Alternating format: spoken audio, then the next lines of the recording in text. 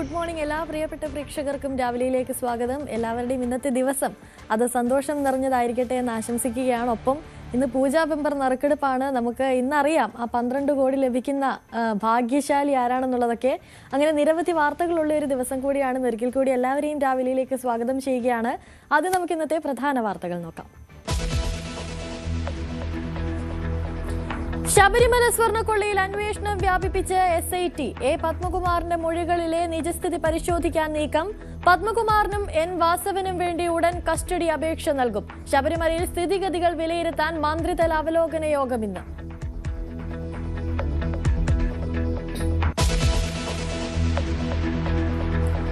തദ്ദേശ സ്ഥാപനങ്ങളിലേക്കുള്ള തെരഞ്ഞെടുപ്പിൽ നാമനിർദ്ദേശ പത്രികകളുടെ സൂക്ഷ്മ പരിശോധന ഇന്ന്. സംസ്ഥാനത്താകെ ലഭിച്ചത് 1,64,000-ലേറെ പത്രികകൾ. 1,00,000-ലേറെ സ്ഥാനാർത്ഥികൾ മത്സര രംഗത്തേക്ക്. വിവിധ വാർഡുകളിൽ വിമതശല്യത്തിന് പരിഹാരം തേടി മുന്നണികൾ.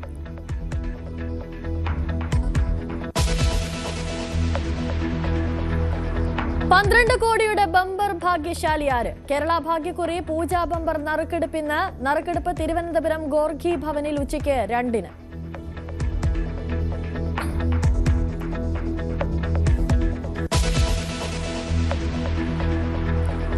കർണാടകയിൽ ഹൈക്കമാൻഡിന്റെ കർശന ഇടപെടൽ. നേതൃമാറ്റത്തിൽ പരസ്യ പ്രതികരണം പാടില്ലെന്ന നിർദ്ദേശം. അധ്യക്ഷൻ മല്ലികാർജുൻ ഖർഗെ ബംഗളൂരുവിൽ. മഹാരാഷ്ട്രയിൽ പ്രധാന രാഷ്ട്രീയ ശക്തിയായി മാറാൻ ഉദ്ധവ് താക്കറെയും രാജ് താക്കറെയും. സഖ്യത്തിലേക്ക് കോൺഗ്രസിനെയും കൊണ്ടുവരാൻ ശ്രമം.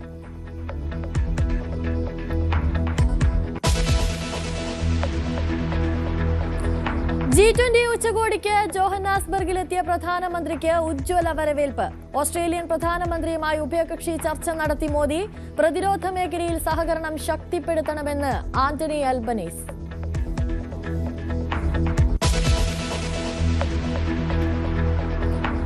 റഷ്യ യുക്രൈൻ യുദ്ധം അവസാനിപ്പിക്കാൻ അമേരിക്ക തയ്യാറാക്കിയ കരട് പദ്ധതിയുടെ കൂടുതൽ വിശദാംശങ്ങൾ പുറത്ത്. യുക്രൈന്റെ തന്ത്രപ്രധാന ഡോൺബാസ് മേഖല റഷ്യ വിട്ടുകൊടുക്കുന്നത് ഉൾപ്പെടെ 28-ന് പദ്ധതിയിൽ നിർദ്ദേശം. സുരക്ഷാ ഗ്യാരണ്ടികൾ അംഗീകരിച്ചുകൊണ്ട് യുക്രൈൻ വിട്ടുവീഴ്ചയ്ക്ക് തയ്യാറാകണമെന്നും നിർദ്ദേശം.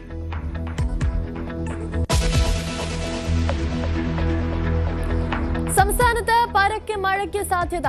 4 ജില്ലകളിൽ യെല്ലോ അലർട്ട്. ബംഗാൾ ഉൾക്കടലിൽ രാത്രിയോടെ ന്യൂനമർദ്ദം രൂപപ്പെട്ടേക്കും.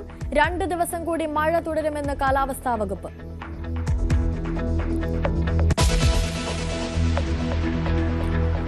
ദക്ഷിണാഫ്രിക്കയ്ക്കെതിരായ ടെസ്റ്റ് പരമ്പരയിലെ 2ാം മത്സരത്തിനായി ഇന്ത്യ ഇന്നിറങ്ങുന്നു. മത്സരം ഗുവാഹത്തിയിൽ. ക്യാപ്റ്റൻ ശുഭ്മാൻ ഗിൽ ഉണ്ടാകില്ല. ടീമിനെ ഋഷഭ് പന്ത് നയിക്കും. ഗില്ലിന് പകരക്കാരനായി സായ് സുദർശനോ ദേവദത്ത് പടിക്കലോ ടീമിലെത്തും.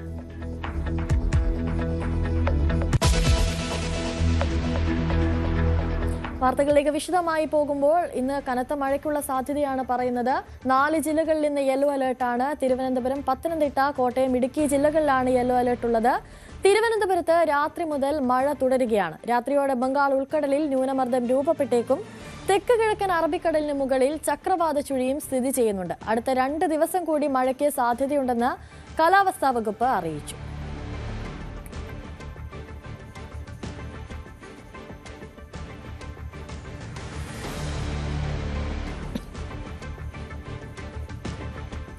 G20 ഉച്ചകോടിക്ക് ജോഹന്നാസ്ബർഗിലെത്തിയ പ്രധാനമന്ത്രി നരേന്ദ്രമോദിക്ക് ഉജ്ജ്വല വരവേൽപ്പ്.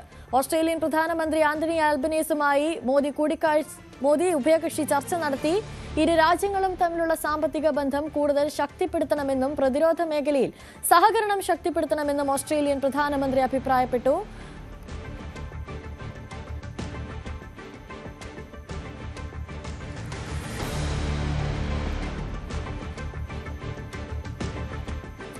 റഷ്യ യുക്രൈൻ യുദ്ധം അവസാനിപ്പിക്കാൻ അമേരിക്ക മുൻകൈയെടുത്ത് രൂപം നൽകിയ കരട് പദ്ധതിയുടെ കൂടുതൽ വിശദാംശങ്ങൾ പുറത്ത്.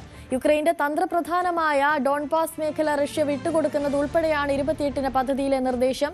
യുക്രൈൻ സൈനിക ശേഷി കുറയ്ക്കണമെന്നും സ്നാപ്പ് ഇലക്ഷൻ 100 ദിവസത്തിനുള്ളിൽ നടത്തുന്നതും സമാധാന പദ്ധതിയുടെ ചർച്ചകളിലുണ്ട്. നാറ്റോ അംഗത്വത്തിന് പകരം സുരക്ഷാ ഗ്യാരണ്ടികൾ അംഗീകരിച്ചുകൊണ്ട് യുക്രൈൻ വിട്ടുവീഴ്ചയ്ക്ക് തയ്യാറാകണമെന്നാണ് സമാധാന പദ്ധതിയിലെ നിർദ്ദേശം.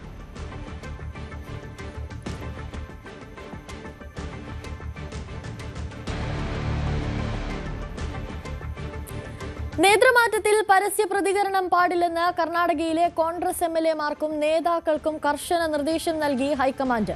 മുഖ്യമന്ത്രി പദത്തെ ചൊല്ലി തർക്കം രൂക്ഷമാകുന്നതിനിടെ കോൺഗ്രസ് അധ്യക്ഷൻ മല്ലികാർജ്ജുൻ ഖാർഗെ ബംഗളൂരുവിലെത്തി.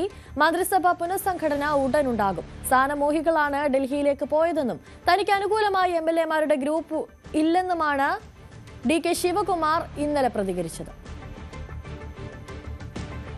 കൂടുതൽ വിവരങ്ങളുമായി രാകേഷ് ചേരുന്നുണ്ട്. രാകേഷ്, DK ശിവകുമാർ മുഖ്യമന്ത്രിയാകാനുള്ള സാധ്യതയുണ്ട്, എന്തൊക്കെയാണ് വിവരങ്ങൾ? അനുശ്രീ, തൽക്കാലത്തേക്ക് ഹൈക്കമാൻഡ് ഒരു ഇടപെടൽ നടത്തിയിരിക്കുകയാണ്. അതായത് പരസ്യ പ്രതികരണങ്ങൾ പാടില്ല എന്ന നിലപാടിലേക്ക് ഹൈക്കമാൻഡ് എത്തിയിരിക്കുന്നു. കർണാടകത്തിന്റെ ചുമതലയുള്ള രൺദീപ് സുർജേവാല കൂടി ഇപ്പോൾ കാര്യങ്ങൾ വ്യക്തമാക്കിയിരിക്കുകയാണ്. നേതാക്കളുടെ ഭാഗത്തുനിന്ന് പരസ്യ പ്രതികരണം പാടില്ല എന്ന് സുർജേവാല വ്യക്തമാക്കിയിരിക്കുകയാണ്. രണ്ട് നേതാക്കളുമായും കൂടിക്കാഴ്ച സംസാരിച്ചു സുർജേവാല. അതായത് DK ശിവകുമാറുമായും മുഖ്യമന്ത്രി സിദ്ധരാമയ്യയുമായും രൺദീപ് സുർജേവാല സംസാരിച്ചു. അതിനുശേഷമാണ് നേതാക്കളുടെ ഭാഗത്തുനിന്ന് ഇത്തരത്തിൽ പരസ്യ പ്രതികരണം പാടില്ല എന്ന നിലപാടിലേക്ക് എത്തിയിട്ടുള്ളത്. സർക്കാരിനെതിരെ BJP ഇത്തരത്തിൽ വ്യാജ പ്രചാരണം നടത്തുന്നു എന്ന പ്രതികരണമാണ് ഇപ്പോൾ സുർജേവാല അറിയിച്ചിരിക്കുന്നത്. ഏതായാലും തൽക്കാലത്തേക്ക് പ്രശ്നങ്ങൾ പരിഹരിച്ചു എന്ന് പറയാം. പക്ഷേ ഈ ആവശ്യത്തിൽ നിന്ന് DK ക്യാമ്പ് ഒരു ഘട്ടത്തിലും പിന്നോട്ട് പോകുന്നില്ല. കാരണം 2 വർഷം പൂർത്തീകരിക്കുന്ന ഘട്ടത്തിൽ തന്നെ ഈ ആവശ്യം അവർ ഉന്നയിച്ചിരുന്നതാണ്. DK ശിവകുമാറിനെ മുഖ്യമന്ത്രിയാക്കണമെന്ന ആവശ്യം അവർ ഉന്നയിച്ചിരുന്നതാണ്. ഇപ്പോൾ നവംബർ 20-ാം തീയതി ഇത്തരത്തിൽ 2.5 വർഷം പൂർത്തീകരിച്ചിരിക്കുകയാണ് സിദ്ധരാമയ്യ. ഈ ഒരു സാഹചര്യത്തിലാണ് വീണ്ടും അതേ ആവശ്യം ഉന്നയിച്ച് ഹൈക്കമാൻഡിന് മുന്നിൽ നേതാക്കൾ എത്തിയിട്ടുള്ളത്. പക്ഷേ മറുവശത്ത് സിദ്ധരാമയ്യ ഒരു ഘട്ടത്തിലും വിട്ടുവീഴ്ച ചെയ്യാൻ തയ്യാറല്ല എന്ന നിലപാടിലാണ്. കാരണം അദ്ദേഹം ഇന്നലെ ബംഗളൂരുവിലെത്തിയ പാർട്ടി അധ്യക്ഷൻ മല്ലികാർജ്ജുൻ ഖർഗെയുമായി കൂടിക്കാഴ്ച നടത്തി. അതിനുശേഷം അദ്ദേഹം പ്രതികരിച്ചത് ഹൈക്കമാൻഡ് എന്ത് നിലപാടെടുക്കുന്നോ അത് താൻ അംഗീകരിക്കാൻ തയ്യാറാകും എന്ന പ്രതികരണമാണ് നടത്തിയത്. മാത്രവുമല്ല, നിയമസഭാ സമ്മേളനം നടക്കാൻ പോവുകയാണ്. ഈ ഘട്ടത്തിൽ ഒരു മന്ത്രിസഭാ പുനഃസംഘടനയും സാധ്യമല്ല. അതുകൊണ്ട് തന്നെ തൽക്കാലത്തേക്ക് പ്രശ്നങ്ങൾ പരിഹരിച്ചു എന്ന് പറയാമെങ്കിൽ പോലും സർക്കാരിന് ഇനിയും 2.5 വർഷം കാലാവധിയുണ്ട്. അതുകൊണ്ട് തന്നെ ഈ ആവശ്യം ഇനിയും DK ശിവകുമാർ പക്ഷം ഉന്നയിക്കാൻ തന്നെയാണ് സാധ്യത. പക്ഷെ ഒരു പരസ്യ പ്രതികരണത്തിലേക്ക് തൽക്കാലം പോകേണ്ടതില്ല നിലപാടിലേക്ക് ഇപ്പോൾ DK ക്യാമ്പ് എത്തിയിട്ടുണ്ട്. ഇന്നലെ ആദ്യഘട്ടത്തിൽ എല്ലാവർക്കും ഒരേ സ്ഥാനത്ത് ഏറെ നാൾ തുടരാൻ കഴിയില്ല, അതുകൊണ്ട് താൻ KPCC അധ്യക്ഷ സ്ഥാനം ഒഴിയുന്നു എന്ന് ശിവകുമാർ വിശദീകരിച്ചതാണ്. പക്ഷേ ഇന്നലെ DK ശിവകുമാർ പറഞ്ഞത് DK ക്യാമ്പ് അത്തരം വാദങ്ങളൊക്കെ തന്നെ അദ്ദേഹം തള്ളി. പകരം എല്ലാ കോൺഗ്രസ് MLAമാരും തൻ്റെ ആളുകളാണ് എന്നൊരു പ്രതികരണം അദ്ദേഹം നടത്തി. ഈ പ്രശ്നങ്ങൾക്ക് വലിയ തർക്കത്തിലേക്കില്ല എന്നതിൻ്റെ സൂചനയായിരുന്നു. ഏതായാലും ഹൈക്കമാൻഡ് കൂടി ഇപ്പോൾ ഇടപെട്ടതോടുകൂടി തൽക്കാലം പ്രശ്നപരിഹാരമായി എന്ന് പറയാം. പക്ഷേ വീണ്ടും ഈ ആവശ്യം DK ക്യാമ്പ് ഉന്നയിക്കുമെന്ന കാര്യത്തിൽ സംശയമില്ല. രാകേഷ്, അതുപോലെ ഹൈക്കമാൻഡ് എന്ത് തീരുമാനിക്കുന്നു അതിനനുസരിച്ച് മുന്നോട്ട് പോകുമെന്ന് പറയുമ്പോൾ ഹൈക്കമാൻഡ് തീരുമാനം അത് വളരെ പ്രസക്തമല്ലേ അവിടെ? അതെ, ഹൈക്കമാൻഡാണ് ഇക്കാര്യത്തിൽ അന്തിമ തീരുമാനം എടുക്കുന്ന കാര്യത്തിൽ സംശയമില്ല. പക്ഷേ ഹൈക്കമാൻഡിന് മുന്നിൽ സമ്മർദ്ദം ചെലുത്തുക എന്ന ലക്ഷ്യത്തോടു കൂടിയാണ് ഇപ്പോൾ DK ശിവകുമാറിനെ അനുകൂലിക്കുന്ന MLAമാർ ഡൽഹിയിൽ എത്തിയിട്ടുള്ളത്. പക്ഷെ അതിന്റെ പ്രശ്നം ഇത്തരമൊരു കരാറുണ്ടോ എന്ന കാര്യത്തിൽ ഇതുവരെ കോൺഗ്രസ് നേതാക്കൾ പരസ്യമായി പ്രതികരിച്ചിട്ടില്ല എന്നുള്ളതാണ്. കാരണം DK ശിവകുമാർ ആവർത്തിച്ചു പറയുന്നത് 2.5 വർഷം കഴിഞ്ഞാൽ മുഖ്യമന്ത്രി സ്ഥാനം മാറും എന്ന് പലപ്പോഴായി അവർ ആവർത്തിച്ചു പറഞ്ഞിരുന്നതാണ്. പക്ഷേ അത്തരമൊരു കരാറില്ല. 2.5 വർഷം കഴിഞ്ഞാൽ മുഖ്യമന്ത്രി സ്ഥാനം വിട്ടു നൽകാം, DK ശിവകുമാറിനെ മുഖ്യമന്ത്രിയാക്കാം, അതൊരു കരാറുള്ളതായി ഒരു ഘട്ടത്തിലും ഒരു ദേശീയ നേതാവും കോൺഗ്രസിനെ പറഞ്ഞിട്ടില്ല. KC വേണുകുമാർ അടക്കമുള്ള നേതാക്കളും ആ കാര്യങ്ങളൊക്കെ തള്ളുകയാണ് ചെയ്തത്. മാത്രവുമല്ല, കർണാടക നിയമസഭയിൽ അല്ലെങ്കിൽ കോൺഗ്രസിന്റെ MLAമാരുടെ കണക്കെടുത്താൽ അതിൽ ബഹുഭൂരിപക്ഷവും സിദ്ധ ക്യാമ്പിനൊപ്പമാണ്, സിദ്ധരാമയ്യക്കൊപ്പമാണ്. മുതിർന്ന നേതാക്കൾ പലരും സിദ്ധരാമയ്യ അനുകൂലിക്കുന്നവരാണ്. അതിപ്പോൾ MB പാട്ടീലാകട്ടെ അല്ലെങ്കിൽ G പരമേശ്വരി ആകട്ടെ, ഇവരൊക്കെ തന്നെ സിദ്ധരാമയ്യ അനുകൂലിക്കുന്ന നേതാക്കളാണ്. DK ശിവകുമാറിന് അങ്ങനെ നോക്കുകയാണെങ്കിൽ MLAമാരുടെ പിന്തുണ പരമാവധി 20 MLAമാരുടെ പിന്തുണ മാത്രമാണ് അദ്ദേഹത്തിന് നിലവിലുള്ളത്. 135 കഴിഞ്ഞ നിയമസഭാ തെരഞ്ഞെടുപ്പിൽ കോൺഗ്രസിന്റെ അംഗബലം. അപ്പോൾ സിദ്ധരാമയ്യെ പിണക്കിക്കൊണ്ട് ഒരു തീരുമാനത്തിലേക്ക് ഹൈക്കമാൻഡ് പോകാനുള്ള സാധ്യത വളരെ കുറവാണ്. മാത്രവുമല്ല, സിദ്ധരാമയ്യ ഈ തെരഞ്ഞെടുപ്പിലേക്ക് മത്സരിച്ച് തന്നെ തന്റെ അവസാന തെരഞ്ഞെടുപ്പാണെന്ന് പറഞ്ഞുകൊണ്ടാണ് അദ്ദേഹം മത്സരിച്ചത്. അങ്ങനെ മാറേണ്ടി വരികയാണെങ്കിൽ DK ശിവകുമാറിന് പകരം ഒരു പേര് കൂടി വെക്കാൻ സിദ്ധരാമയ്യ ക്യാമ്പ് ആലോചിക്കുമെന്ന കാര്യത്തിൽ സംശയമില്ല. അപ്പോൾ തൽക്കാലം ഈ പ്രശ്നങ്ങൾ ഇവിടെ പറഞ്ഞു തീർത്തുകൊണ്ട് ഒരു പ്രശ്നപരിഹാര നിലയിലേക്കാണ് ഇപ്പോൾ ഹൈക്കമാൻഡ് കടക്കുന്നത്. ശരി രാകേഷ്, തുടരുക. മറ്റൊരു പ്രധാനപ്പെട്ട വാർത്തയിലേക്ക് കൂടി പോകുമ്പോൾ മഹാരാഷ്ട്രയിൽ പ്രധാന രാഷ്ട്രീയ ശക്തിയായി മാറാൻ ഉദ്ധവ് താക്കറെയും രാജ് താക്കറെയും തയ്യാറെടുക്കുന്നതായി സൂചന. ശിവസേന നേതാവ് ഉദ്ധവ് താക്കറെ ബന്ധുവും മഹാരാഷ്ട്ര നവനിർമ്മാൺ സേന തലവനുമായ രാജ് താക്കറെയുമായി സഖ്യമുണ്ടാക്കാനുള്ള ലക്ഷ്യത്തിലേക്ക് അടുത്തുവെന്നാണ് വിവരം. ബൃഹൻ മുംബൈ മുനിസിപ്പൽ കോർപ്പറേഷൻ തെരഞ്ഞെടുപ്പ് അടുത്തിരിക്കെയാണ് ഉദ്ധവ് താക്കറെയുടെ ഈ നീക്കം. ഇരു കക്ഷികളും ഒന്നിച്ചാൽ കോർപ്പറേഷൻ ഭരണം പിടിക്കാനാകുമെന്നാണ് ഉദ്ധവ് താക്കറെ വിശ്വസിക്കുന്നത്. സഖ്യത്തിലേക്ക് കോൺഗ്രസിനെയും കൊണ്ടുവരാനുള്ള ശ്രമങ്ങൾ ഉദ്ധവ് നടത്തുന്നുണ്ട്. കൂടുതൽ വിവരങ്ങളുമായി രാകേഷ് തന്നെ ചേരുന്നുണ്ട്. രാകേഷ്, ഇരു കക്ഷികളും ഒന്നിച്ചാൽ കോർപ്പറേഷൻ പിടിക്കാനാകുമെന്ന ഒരു വിശ്വാസം അത് ലക്ഷ്യം കാണാനുള്ള സാധ്യതയുണ്ടോ? നിലവിൽ ശിവസേന കൈവശം വയ്ക്കുന്ന കോർപ്പറേഷനാണ് മുംബൈ കോർപ്പറേഷൻ. പക്ഷേ 2017 ശേഷം അവിടെ തെരഞ്ഞെടുപ്പ് നടന്നിട്ടില്ല. വീണ്ടും തെരഞ്ഞെടുപ്പിലേക്ക് പോവുകയാണ് മുംബൈ കോർപ്പറേഷൻ. പ്രത്യേകിച്ച് തീയതി പ്രഖ്യാപിച്ചിട്ടില്ലെങ്കിൽ പോലും അടുത്ത വർഷം ആദ്യം ജനുവരി മാസത്തിൽ തെരഞ്ഞെടുപ്പ് നടക്കാനാണ് സാധ്യത. അതുമായി ബന്ധപ്പെട്ട ചർച്ചകളിലേക്കൊക്കെ തന്നെ കടന്നു കഴിഞ്ഞു. ശിവസേനയെ സംബന്ധിച്ച് പാർട്ടി പിളർന്നതിന് ശേഷമുള്ള ആദ്യ കോർപ്പറേഷൻ തെരഞ്ഞെടുപ്പ് എന്ന പ്രത്യേകതയുണ്ട്. അവരുടെ ഏറ്റവും വലിയ ശക്തി കേന്ദ്രമാണ് മുംബൈ നഗരപരിധി എന്ന് പറയുന്നത്. സ്വാഭാവികമായും ആ കോർപ്പറേഷൻ നിലനിർത്തുക എന്നുള്ളത് ശിവസേനയെ സംബന്ധിച്ച് ഏറെ നിർണായകമാണ്. മഹാരാഷ്ട്രയുടെ രാഷ്ട്രീയ ഭൂപടം അല്ലെങ്കിൽ രാഷ്ട്രീയ സാഹചര്യം എടുത്തു കഴിഞ്ഞാൽ NDAയിൽ നിന്ന് വിട്ട ശേഷം ഇവിടെ മഹാവികാസ് അഘാഡിയായാണ് ഈ സഖ്യം മത്സരിക്കുന്നത്. ആ സഖ്യത്തിൽ കോൺഗ്രസ് ഉണ്ട്, NCP ഉണ്ട്, ഉദ്ധവ് താക്കറെ വിഭാഗം ശിവസേനയുണ്ട്. സ്വാഭാവികമായും ഇപ്പോൾ നിലവിലെ സാഹചര്യത്തിൽ സഖ്യത്തിലില്ല, ഒറ്റയ്ക്ക് മത്സരിക്കുന്നത് പ്രഖ്യാപനം കോൺഗ്രസ് നടത്തിക്കഴിഞ്ഞു. കോൺഗ്രസിനെ ഈ സഖ്യത്തിലേക്ക് ഉദ്ധവ് താക്കറെ കൊണ്ടുവരാൻ ശ്രമം നടത്തുന്നുണ്ടെങ്കിൽ പോലും MNSനെ, അതായത് രാജ് താക്കറെയുടെ പാർട്ടിയെ കൂടെ കൂട്ടുന്നതിൽ കടുത്ത അമർഷം കോൺഗ്രസിനുണ്ട്. പക്ഷേ അതിനുള്ള ചർച്ചകൾ ഉദ്ധവ് താക്കറെ നടത്തുന്നുണ്ട്. NCPയും മഹാവികാസ് അഘാഡിയായി തന്നെ സഖ്യമായി തന്നെ മത്സരിക്കണം എന്ന നിലപാടാണ് സ്വീകരിച്ചിട്ടുള്ളത്. പക്ഷേ കോൺഗ്രസ് ഒരു വിട്ടുവീഴ്ചയ്ക്ക് തയ്യാറല്ല. അതായത് MNS എന്ന് പറയുന്ന തീവ്ര നിലപാട് സ്വീകരിക്കുന്ന പാർട്ടിയെ ഒപ്പം കൂട്ടാൻ കഴിയില്ല എന്ന നിലപാടിലേക്കാണ് പോകുന്നത്. എങ്കിൽ പോലും ശിവസേന അതിനുള്ള ചർച്ചകൾ നടത്തുന്നുണ്ട്. ശിവസേനയെ സംബന്ധിച്ച് അവരുടെ ഏറ്റവും വലിയ കരുത്ത് എന്ന് പറയുന്നത് മഹാരാഷ്ട്ര അല്ലെങ്കിൽ മുംബൈ മുനിസിപ്പൽ കോർപ്പറേഷൻ പരിധിയാണ്. സ്വാഭാവികമായും അത് നിലനിർത്തേണ്ടത് അവരുടെ അത്യന്താപേക്ഷിതമാണ് താനും. കഴിഞ്ഞ തെരഞ്ഞെടുപ്പിൽ BJPയേക്കാൾ 2 സീറ്റുകളുടെ 2-3 സീറ്റുകളുടെ കൂടുതൽ മാത്രമാണ് ശിവസേനയ്ക്ക് ഉണ്ടായിരുന്നത് 2017 തെരഞ്ഞെടുപ്പിൽ. പക്ഷേ അതിനുശേഷം സംസ്ഥാനത്തെ രാഷ്ട്രീയ സാഹചര്യം മാറി. BJP അവിടെ ഇപ്പോൾ അധികാരത്തിലാണ്. അപ്പോൾ തീർച്ചയായും ഏകനാഥ് ഷിൻഡെ പക്ഷം ഇതിനോടകം തന്നെ NDA ക്യാമ്പിൽ എത്തിക്കഴിഞ്ഞു. അപ്പോൾ ഇതിൽ ആരാണ് കരുത്തർ അല്ലെങ്കിൽ നിലനിൽപ്പിനെ കൂടി ബാധിക്കുന്നതാണ് മുംബൈ കോർപ്പറേഷൻ തെരഞ്ഞെടുപ്പ്. ഈ ഒരു സാഹചര്യത്തിലാണ് എല്ലാവരെയും ഒപ്പം നിർത്തി കൊണ്ടുപോകാനുള്ള ശ്രമം. മാത്രവുമല്ല 2006 MNS എന്ന് പറയുന്ന രാഷ്ട്രീയ പാർട്ടി രൂപീകരിക്കുന്നത് പോലും അത് ശിവസേനയുമായി തെറ്റിപ്പിരിഞ്ഞുകൊണ്ടാണ് രാജ് താക്കറെ രൂപീകരിച്ചത്. ഇത്രയും കാലം അത്തരമൊരു സഖ്യത്തിലേക്ക് ഉദ്ധവ് താക്കറെയോ അദ്ദേഹത്തിന്റെ പിതാവോ പോയിരുന്നില്ല. പക്ഷേ ഉദ്ധവ് താക്കറെ ഇപ്പോൾ ഈ ഘട്ടത്തിൽ ഇത്തരമൊരു തീരുമാനത്തിലേക്ക് പോകുന്നത് ഏത് വിധേനയും അധികാരം പിടിക്കുക എന്ന ലക്ഷ്യം വെച്ചുകൊണ്ട് തന്നെയാണ്. പക്ഷേ അതിനേതായാലും കോൺഗ്രസ് തൽക്കാലം ഇല്ല എന്ന നിലപാടിലേക്ക് സ്വീകരിക്കുന്നു. എങ്കിൽ പോലും ചർച്ചകൾ തുടരുകയാണ്. വിഷയത്തിൽ ഇപ്പോൾ ശരത് പവാർ കൂടി ഇടപെട്ടിട്ടുണ്ട്. അങ്ങനെ മഹാവികാസ് സഖ്യമായി മത്സരിക്കാനാണ് അല്ലെങ്കിൽ അത്തരമൊരു എല്ലാ പാർട്ടികളെയും ഒരുമിച്ച് നിർത്തി തെരഞ്ഞെടുപ്പിലേക്ക് പോകാനുള്ള നീക്കത്തിലേക്കാണ് ഇപ്പോൾ പാർട്ടികൾ NCPയും ശിവസേനയും എത്തിച്ചേരുന്നത്. ശരി, രാകേഷാണ് കൂടുതൽ വിവരങ്ങൾ നൽകിയത്. മറ്റു വാർത്തയിലേക്ക് പോകുമ്പോൾ, ശബരിമല സ്വർണ്ണക്കൊള്ളയിൽ മുൻ ദേവസ്വം ബോർഡ് പ്രസിഡന്റ് A. പത്മകുമാറിന്റെ മൊഴികളിലെ നിജസ്ഥിതി പരിശോധിക്കാൻ അന്വേഷണം വ്യാപിപ്പിച്ച് SIT. വിവാദ സ്പോൺസർ ഉണ്ണികൃഷ്ണൻ പോറ്റിയും ദേവസ്വം ബോർഡ് ജീവനക്കാരായിരുന്ന സുധീഷ് കുമാറും മുരാരി ബാബുവും മുൻ ദേവസ്വം കമ്മീഷണർ N. വാസുവുമായും പത്മകുമാറുമായും ചേർന്ന് ഗൂഢാലോചന നടത്തിയെന്ന നിഗമനത്തിലാണ് SIT.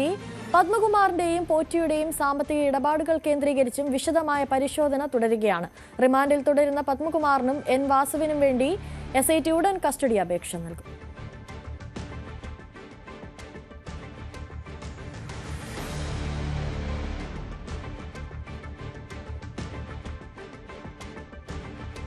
ശബരിമല തീർത്ഥാടനവുമായി ബന്ധപ്പെട്ട് പമ്പയിൽ ഇന്ന് ദേവസ്വം മന്ത്രി VN വാസവന്റെ നേതൃത്വത്തിൽ അവലോകന യോഗം ചേരും.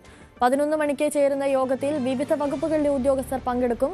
ദേവസ്വം മന്ത്രി ഇന്നലെ സന്നിധാനത്തെത്തി കാര്യങ്ങൾ വിലയിരുത്തി. നിയന്ത്രണങ്ങൾ തുടരുന്നതിനാൽ സന്നിധാനത്ത് തിരക്ക് കുറവാണ്.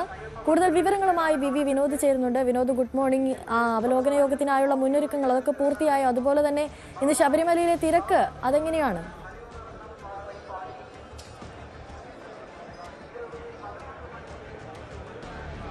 അനുശ്രീ, 11 മണിക്ക് പമ്പയിലാണ് യോഗം. കഴിഞ്ഞ ദിവസം രാത്രി 10:30 മണി കഴിഞ്ഞതോടുകൂടിയാണ് മന്ത്രി VN വാസവൻ സന്നിധാനത്തേക്ക് എത്തിയത്. അദ്ദേഹം ഈ യോഗമുള്ളതുകൊണ്ട് തന്നെ പമ്പയിലേക്ക് മടങ്ങുകയായിരുന്നു.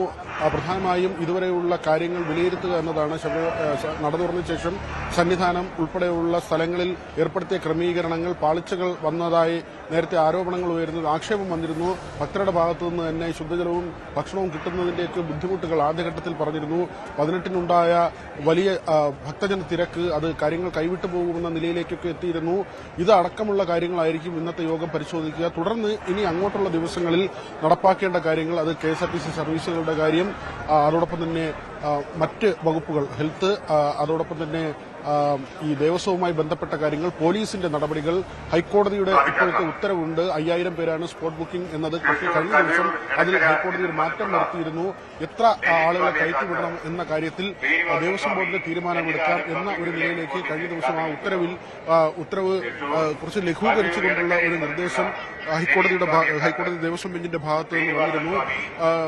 നമ്മൾ തിരക്ക് കുറവ് എന്ന് പറയുമ്പോഴും അത്ര കണ്ട് കുറവാണെന്ന് പറയാൻ കഴിയില്ല. കാരണം രാവിലെ മഴ ഉണ്ടായിരുന്നു. പമ്പയിൽ നിന്ന് കയറുന്നതിന് ഈ മഴ ചെറിയ തടസ്സമായി. അതുകൊണ്ട് തന്നെ കുറച്ചു നേരം പമ്പയിലൊക്കെ ആളുകൾ നിൽക്കുന്ന ഒരു സാഹചര്യം ഉണ്ടായിരുന്നു. പക്ഷേ ഇപ്പോൾ മഴ മാറിയ ഒരു അന്തരീക്ഷമാണ്.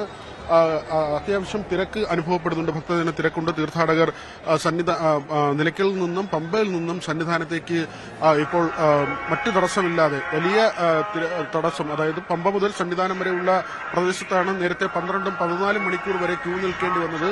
അങ്ങനെയുള്ളൊരു ദീർഘസമയ കാത്തുനിൽപ്പില്ലാതെ തന്നെ തീർത്ഥാടകർക്ക് മുകളിലേക്ക് വരാൻ കഴിയുന്നുണ്ട്. അവർക്ക് ദർശനം നടത്തി ഇവിടെ മറ്റ് പൂജാ കാര്യങ്ങളിൽ പങ്കെടുത്ത് പ്രസാദം വാങ്ങി മടങ്ങാനുള്ള ഒരു സാഹചര്യം നിലനിൽക്കുന്നുണ്ട്. ഈ ഹൈക്കോടതി ഉത്തരവ്, കഴിഞ്ഞ ദിവസത്തെ നിർദ്ദേശം വളരെ പ്രധാനപ്പെട്ട ഒരു കാര്യമാണ്. കാരണം 75,000 പേരെ വരെ മാത്രമേ ഇപ്പോഴത്തെ നിലയിൽ ആ ഉത്തരവ് പ്രാബല്യത്തിലുണ്ടായിരുന്നപ്പോൾ കയറ്റിവിടാൻ കഴിയുമായിരുന്നുള്ളൂ. 70,000 പേർ വെർച്വൽ ക്യൂ വഴി വരുന്നതും 5,000 പേർ ഹൈക്കോടതിയുടെ നിർദ്ദേശം, അത് 20,000 ആയിരുന്നതാണ്, അതിനെ 5,000 ആക്കി സ്പോട്ട് ബുക്കിംഗ് ഹൈക്കോടതി കുറച്ചിരുന്നു. അങ്ങനെയെങ്കിൽ 75,000 എന്നൊരു സംഖ്യയിലേക്ക് കാര്യങ്ങൾ എത്തുകയും കഴിഞ്ഞ ദിവസവും അങ്ങനെ തന്നെ ഏതാണ്ട് 75,000 മുകളിലേക്ക് പോയിരുന്നു. പക്ഷേ അത് ഹൈക്കോടതി വിധിയുടെ ലംഘനമല്ല. ഹൈക്കോടതി തന്നെ കഴിഞ്ഞ ദിവസം പറഞ്ഞിരുന്നു ദേവസ്വം ബോർഡിന് ഇക്കാര്യത്തിൽ ഉചിതമായ തീരുമാനമെടുക്കാം. തിരക്ക് നിയന്ത്രണ വിധേയമാണെങ്കിൽ ഈ 5,000 എന്ന സംഖ്യ നോക്കേണ്ടതില്ല. സാഹചര്യമനുസരിച്ച് ഭക്തരെ കയറ്റിവിടാം എന്നത് ആത്യന്തികമായി നമുക്കിവിടെ മനസ്സിലാക്കാൻ കഴിയുന്നത്. അല്ലെങ്കിൽ കോടതിയും അവിടെ വിലയിരുത്തുന്നത് എത്തുന്ന ഭക്തർ നിരാശരായി മടങ്ങരുത് എന്ന് തന്നെയാണ്. മറ്റൊരു പ്രതിസന്ധി നേരത്തെ ഉണ്ടായിരുന്നത്, വിർച്വൽ ക്യൂ ബുക്ക് ചെയ്യുന്ന ഭക്തർ ഒരു ദിവസത്തേക്ക് ബുക്ക് ചെയ്യുകയും ഒരു പ്രത്യേക ദിവസത്തേക്ക്, ഒരു 25-ാം തീയതി ആണെങ്കിൽ ആ ദിവസത്തേക്ക് ബുക്ക് ചെയ്യുകയും 22-നോ 23-നോ ഒക്കെ തന്നെ വരുന്ന രീതിയിൽ, അതായത് ബുക്ക് ചെയ്തതിനേക്കാൾ മുൻപുള്ള ദിവസങ്ങളിലേക്ക് ഇവിടെ എത്തുന്ന ഒരു കാര്യമുണ്ടായിരുന്നു. അങ്ങനെ 28,000 പേരൊക്കെ അധികമായി വന്ന ഒരു സാഹചര്യം ഉണ്ടായിരുന്നു. അപ്പോഴാണ് പോലീസിന്റെ അറിയിപ്പ് വന്നത്, ഈ ബുക്ക് ചെയ്യുന്ന ദിവസങ്ങളിൽ മാത്രമേ ഇവിടേക്ക് വരാൻ ശ്രമിക്കണം, ഇവിടേക്ക് വരേണ്ടത് ആ ദിവസങ്ങൾ ആയിരിക്കണം എന്നത് ശ്രദ്ധയിൽ വെക്കണം. കൂടുതൽ ദിവസം മുന്നേക്ക് മാറി വന്നാൽ, അതായത് ആ ദിവസമല്ലാതെ വന്നു കഴിഞ്ഞാൽ അവർക്ക് ഒരുപക്ഷെ കാത്തു നിൽക്കേണ്ടി വരും. വിർച്വൽ ക്യൂവിന്റെ രജിസ്ട്രേഷൻ രേഖകളൊക്കെ തന്നെ കൈവശമുണ്ടെങ്കിൽ പോലും അവർക്ക് കാത്തു നിൽക്കേണ്ടി വരും. ആ ദിവസം വിർച്വൽ ക്യൂ അതുമായി വരുന്ന ഭക്തരെ കയറ്റിവിട്ട ശേഷം മാത്രമേ മറ്റ് ഭക്തർക്ക് കയറാനുള്ള സാഹചര്യം ഉണ്ടാകൂ എന്ന കാര്യം പോലീസ് വ്യക്തമാക്കിയിരുന്നു. അതോടൊപ്പം അതാത് ദിവസത്തെ വിർച്വൽ ക്യൂവുമായി വരുന്ന ഭക്തർക്ക് കയറാൻ കഴിയാത്ത സാഹചര്യമുണ്ടെങ്കിൽ പോലീസിനെ അറിയിക്കാം. ദർശനത്തിനുള്ള എല്ലാ സൗകര്യവും ഒരുക്കും. ഇവിടെ വരുന്ന ഭക്തർ, അത് വിർച്വൽ ക്യൂ വഴിയാകട്ടെ സ്പോട്ട് ബുക്കിംഗ് വഴിയാകട്ടെ, അങ്ങനെ ഏത് തരത്തിലാണെങ്കിലും ഭക്തർ വന്നാൽ ഒരുപക്ഷെ കുറച്ചു സമയം കാത്തു നിൽക്കേണ്ടി വരും. അത് നിലയ്ക്കലിലാണ് ഇപ്പോൾ ബേസ് ക്യാമ്പായി തീരുമാനിച്ചിട്ടുള്ളത്. അവിടെ വിശ്രമിക്കാനുള്ള സംവിധാനങ്ങൾ കൂടുതലായി ഏർപ്പെടുത്തിയിട്ടുണ്ട്. 4 സ്പോട്ട് ബുക്കിംഗിനുള്ള അധിക കേന്ദ്രങ്ങൾ തുറന്നിട്ടുണ്ട്. ആ തരത്തിലുള്ള ക്രമീകരണങ്ങളെല്ലാം തന്നെ ഇതിനകം ആയിട്ടുണ്ട്. അതുകൊണ്ട് കുറച്ച് മണിക്കൂറുകൾ കാത്തു നിൽക്കേണ്ടി വന്നാലും ഭക്തർ ഏതെങ്കിലും തരത്തിലുള്ള അസ്വസ്ഥത ഉണ്ടാക്കാതെ അവർ കുറച്ച് കാത്തു നിൽക്കണമെന്നാണ് ADGP ശ്രീജിത്ത് ഉൾപ്പെടെയുള്ളവർ നേരത്തെ ഈ നിയന്ത്രണങ്ങളുടെ ഭാഗമായി പറഞ്ഞത്. ദർശനം കിട്ടുമെന്ന കാര്യം ഉറപ്പാണ്. ഒരുപക്ഷെ കുറച്ച് സമയം വൈകിയേക്കും. ആ സമയം വൈകുന്നത് സുരക്ഷയെ കരുതിയാണ്. മുഴുവൻ തീർത്ഥാടകരെയും അല്ലെങ്കിൽ അളവിൽ കവിഞ്ഞ് തീർത്ഥാടകരെ പമ്പയിൽ നിന്ന് സന്നിധാനത്തേക്ക് കയറ്റിവിട്ടാൽ നേരത്തെ ഉണ്ടായതുപോലുള്ള വലിയ പ്രതിസന്ധികൾ ഉണ്ടാകും. അത് വലിയ അപകടങ്ങളിലേക്ക് കാര്യങ്ങളെ കൊണ്ടുചെത്തും. അതുകൊണ്ടാണ് കുറച്ച് സഹിഷ്ണുതയോടുകൂടി സമയമെടുത്ത് നിൽക്കണം എന്ന കാര്യം പോലീസും ദേവസ്വം ബോർഡും അറിയിച്ചിട്ടുള്ളത്. കോടതി വിധിയും ഇപ്പോൾ ഭക്തരെ സംബന്ധിച്ചും ദേവസ്വം ബോർഡിനെ സംബന്ധിച്ചും അനുകൂലമാണ്. നിയന്ത്രണങ്ങൾ വലിയ തോതിൽ ബാധിക്കുന്ന തരത്തിലല്ല ഹൈക്കോടതിയുടെ ഇപ്പോഴത്തെ നിലപാട്. കഴിഞ്ഞ ദിവസത്തെ ഉത്തരവിൽ മാറ്റം വരുത്തിക്കൊണ്ട് ഉള്ള ആ പുതിയ നിർദ്ദേശം വന്നതും കൂടുതൽ ഭക്തർക്ക് ഇവിടേക്ക് എത്താൻ കഴിയുന്ന ഒരു സാഹചര്യത്തിലേക്ക് തന്നെയാണ് സാഹചര്യങ്ങളെ കൊണ്ടുപോകുന്നത്. മാത്രമല്ല, ദേവസ്വം ബോർഡ് ഇതിനകം തന്നെ വ്യക്തമാക്കിയിട്ടുള്ളത് 1 ലക്ഷം പേർക്ക് ഇവിടെ ദർശനം നടത്താനുള്ള സാഹചര്യം ഉണ്ടാക്കും എന്ന കാര്യം തന്നെയാണ്. അത് 90,000 പേരെന്നാണ്. 70,000 വെർച്വൽ ക്യൂ, 20,000 സ്പോട്ട് ബുക്കിംഗ്, അധികമായി ഒരു 10,000 പേരെ കൂടി ഇവിടെ പ്രവേശിപ്പിക്കാൻ കഴിയുമെന്നാണ് ദേവസ്വം ബോർഡ് പ്രസിഡന്റ് പറഞ്ഞത്. അങ്ങനെയെങ്കിൽ ഒരു ദിവസം 1,00,000 പേർ എന്ന കണക്കിൽ കാര്യങ്ങളെത്തും. പക്ഷേ അടിസ്ഥാന സൗകര്യങ്ങൾ കുറച്ചുകൂടി മെച്ചപ്പെടണമായിരുന്നു അദ്ദേഹം പറഞ്ഞ സമയത്ത്. ഇപ്പോൾ അതിൽ മാറ്റമുണ്ടായിട്ടുണ്ട്. എല്ലാ വിഭാഗങ്ങളിലും കൂടുതൽ ജീവനക്കാർ ചുമതലയേറ്റിട്ടുണ്ട്. കേന്ദ്രസേനാ വിഭാഗങ്ങൾ, അത് വളരെ പ്രധാനപ്പെട്ട ഒരു കാര്യമാണ്. NDRFന്റെ 2 സംഘങ്ങൾ നേരത്തെ വന്നിരുന്നു. ഇന്നലെ രാത്രിയോടുകൂടി RAFന്റെ സംഘവും ഇവിടെ എത്തി. ഈ ജനക്കൂട്ടത്തെ നിയന്ത്രിക്കുന്നതിന് കേരള പോലീസിനേക്കാൾ കുറച്ചുകൂടി വൈദഗ്ധ്യം കേന്ദ്രസേനാ വിഭാഗങ്ങൾക്കുണ്ട്. അവരുടെ സേവനം കൂടി ആയപ്പോൾ കാര്യങ്ങൾ നല്ല നിലയിൽ തന്നെ മുന്നോട്ട് പോകുന്നുണ്ട്. ഇപ്പോൾ സുഗമമായി ഭക്തർക്ക് ദർശനം കിട്ടുന്ന ഒരു സാഹചര്യമാണ് ശബരിമലയിൽ നിലനിൽക്കുന്നത്. അനുശ്രീ, വിനോദ്, അതുപോലെ തന്നെ കഴിഞ്ഞ ദിവസത്തെ തിരക്കൊക്കെ നോക്കുമ്പോൾ വലിയ തരത്തിലുള്ള ആരോപണങ്ങൾ ഉണ്ടായിരുന്നു.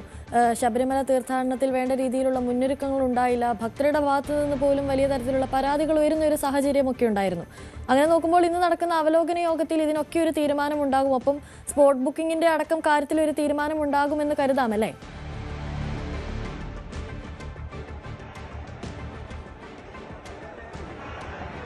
അനുശ്രീ, ഇതിൽ പല കാര്യങ്ങൾ അങ്ങനെയുള്ള ഒരു പ്രതിസന്ധിക്ക് കാരണമായി അല്ലെങ്കിൽ അടിസ്ഥാനമായി എന്ന് തന്നെ മനസ്സിലാക്കണം. ഇപ്പോൾ നടക്കുന്ന ഈ സ്വർണ്ണക്കൊള്ളയുമായി ബന്ധപ്പെട്ട് നടക്കുന്ന അന്വേഷണം, ഈ സ്വർണ്ണക്കൊള്ള വിവാദം പുറത്തു വന്നതിന് പിന്നാലെയാണ് ദേവസ്വം ബോർഡിന്റെ തലപ്പത്ത് മാറ്റം പോലും സർക്കാർ ആലോചിക്കുന്നത്. അല്ലെങ്കിൽ എസ് ജയകുമാർ പ്രസിഡന്റായി എത്തുന്ന ഒരു സാധ്യതയുമില്ലായിരുന്നു. PS പ്രശാന്തിന്റെ കഴിഞ്ഞ വർഷത്തെ പ്രകടനത്തിൽ സർക്കാരും LDFും വളരെ തൃപ്തി പ്രകടിപ്പിച്ചിരുന്നു. അതുകൊണ്ട് തന്നെ പ്രശാന്തിന് ഒരു ടേം കൂടി നൽകാം എന്ന ഒരു തീരുമാനത്തിലാണ് സർക്കാർ നിലനിന്നിരുന്നത്, ദേവസ്വം വകുപ്പ് നിലനിന്നിരുന്നത്. പക്ഷേ ആഗോള അയ്യപ്പ സംഗമം നടക്കുന്ന ആ സമയത്താണ് ഉണ്ണികൃഷ്ണൻ പോറ്റിയുടെ വലിയ വെളിപ്പെടുത്തൽ ഉണ്ടാകുന്നത്. ദ്വാരപാലക ശില്പങ്ങളുടെ താഴെയുള്ള ഒരു പീഠം, ആ പീഠം കാണാനില്ല എന്ന ഏറ്റവും വലിയ കോളിളക്കമുണ്ടാക്കിയ, ഇപ്പോൾ ഈ 6 അറസ്റ്റിലേക്ക് നയിച്ച ആദ്യത്തെ ഒരു വെളിപ്പെടുത്തലായിരുന്നു അത്. ആ വെളിപ്പെടുത്തൽ ഉണ്ടായതിന് പിന്നാലെയാണ് കാര്യങ്ങൾ ആകെ തകിടം മറിഞ്ഞത്. ദേവസ്വം ബോർഡ് മാത്രമല്ല, സർക്കാർ അപ്പാടെ പ്രതിസന്ധിയിൽ, പ്രതിരോധത്തിലാകുന്ന നിലയിലേക്ക് കാര്യങ്ങൾ മാറിയിരുന്നു.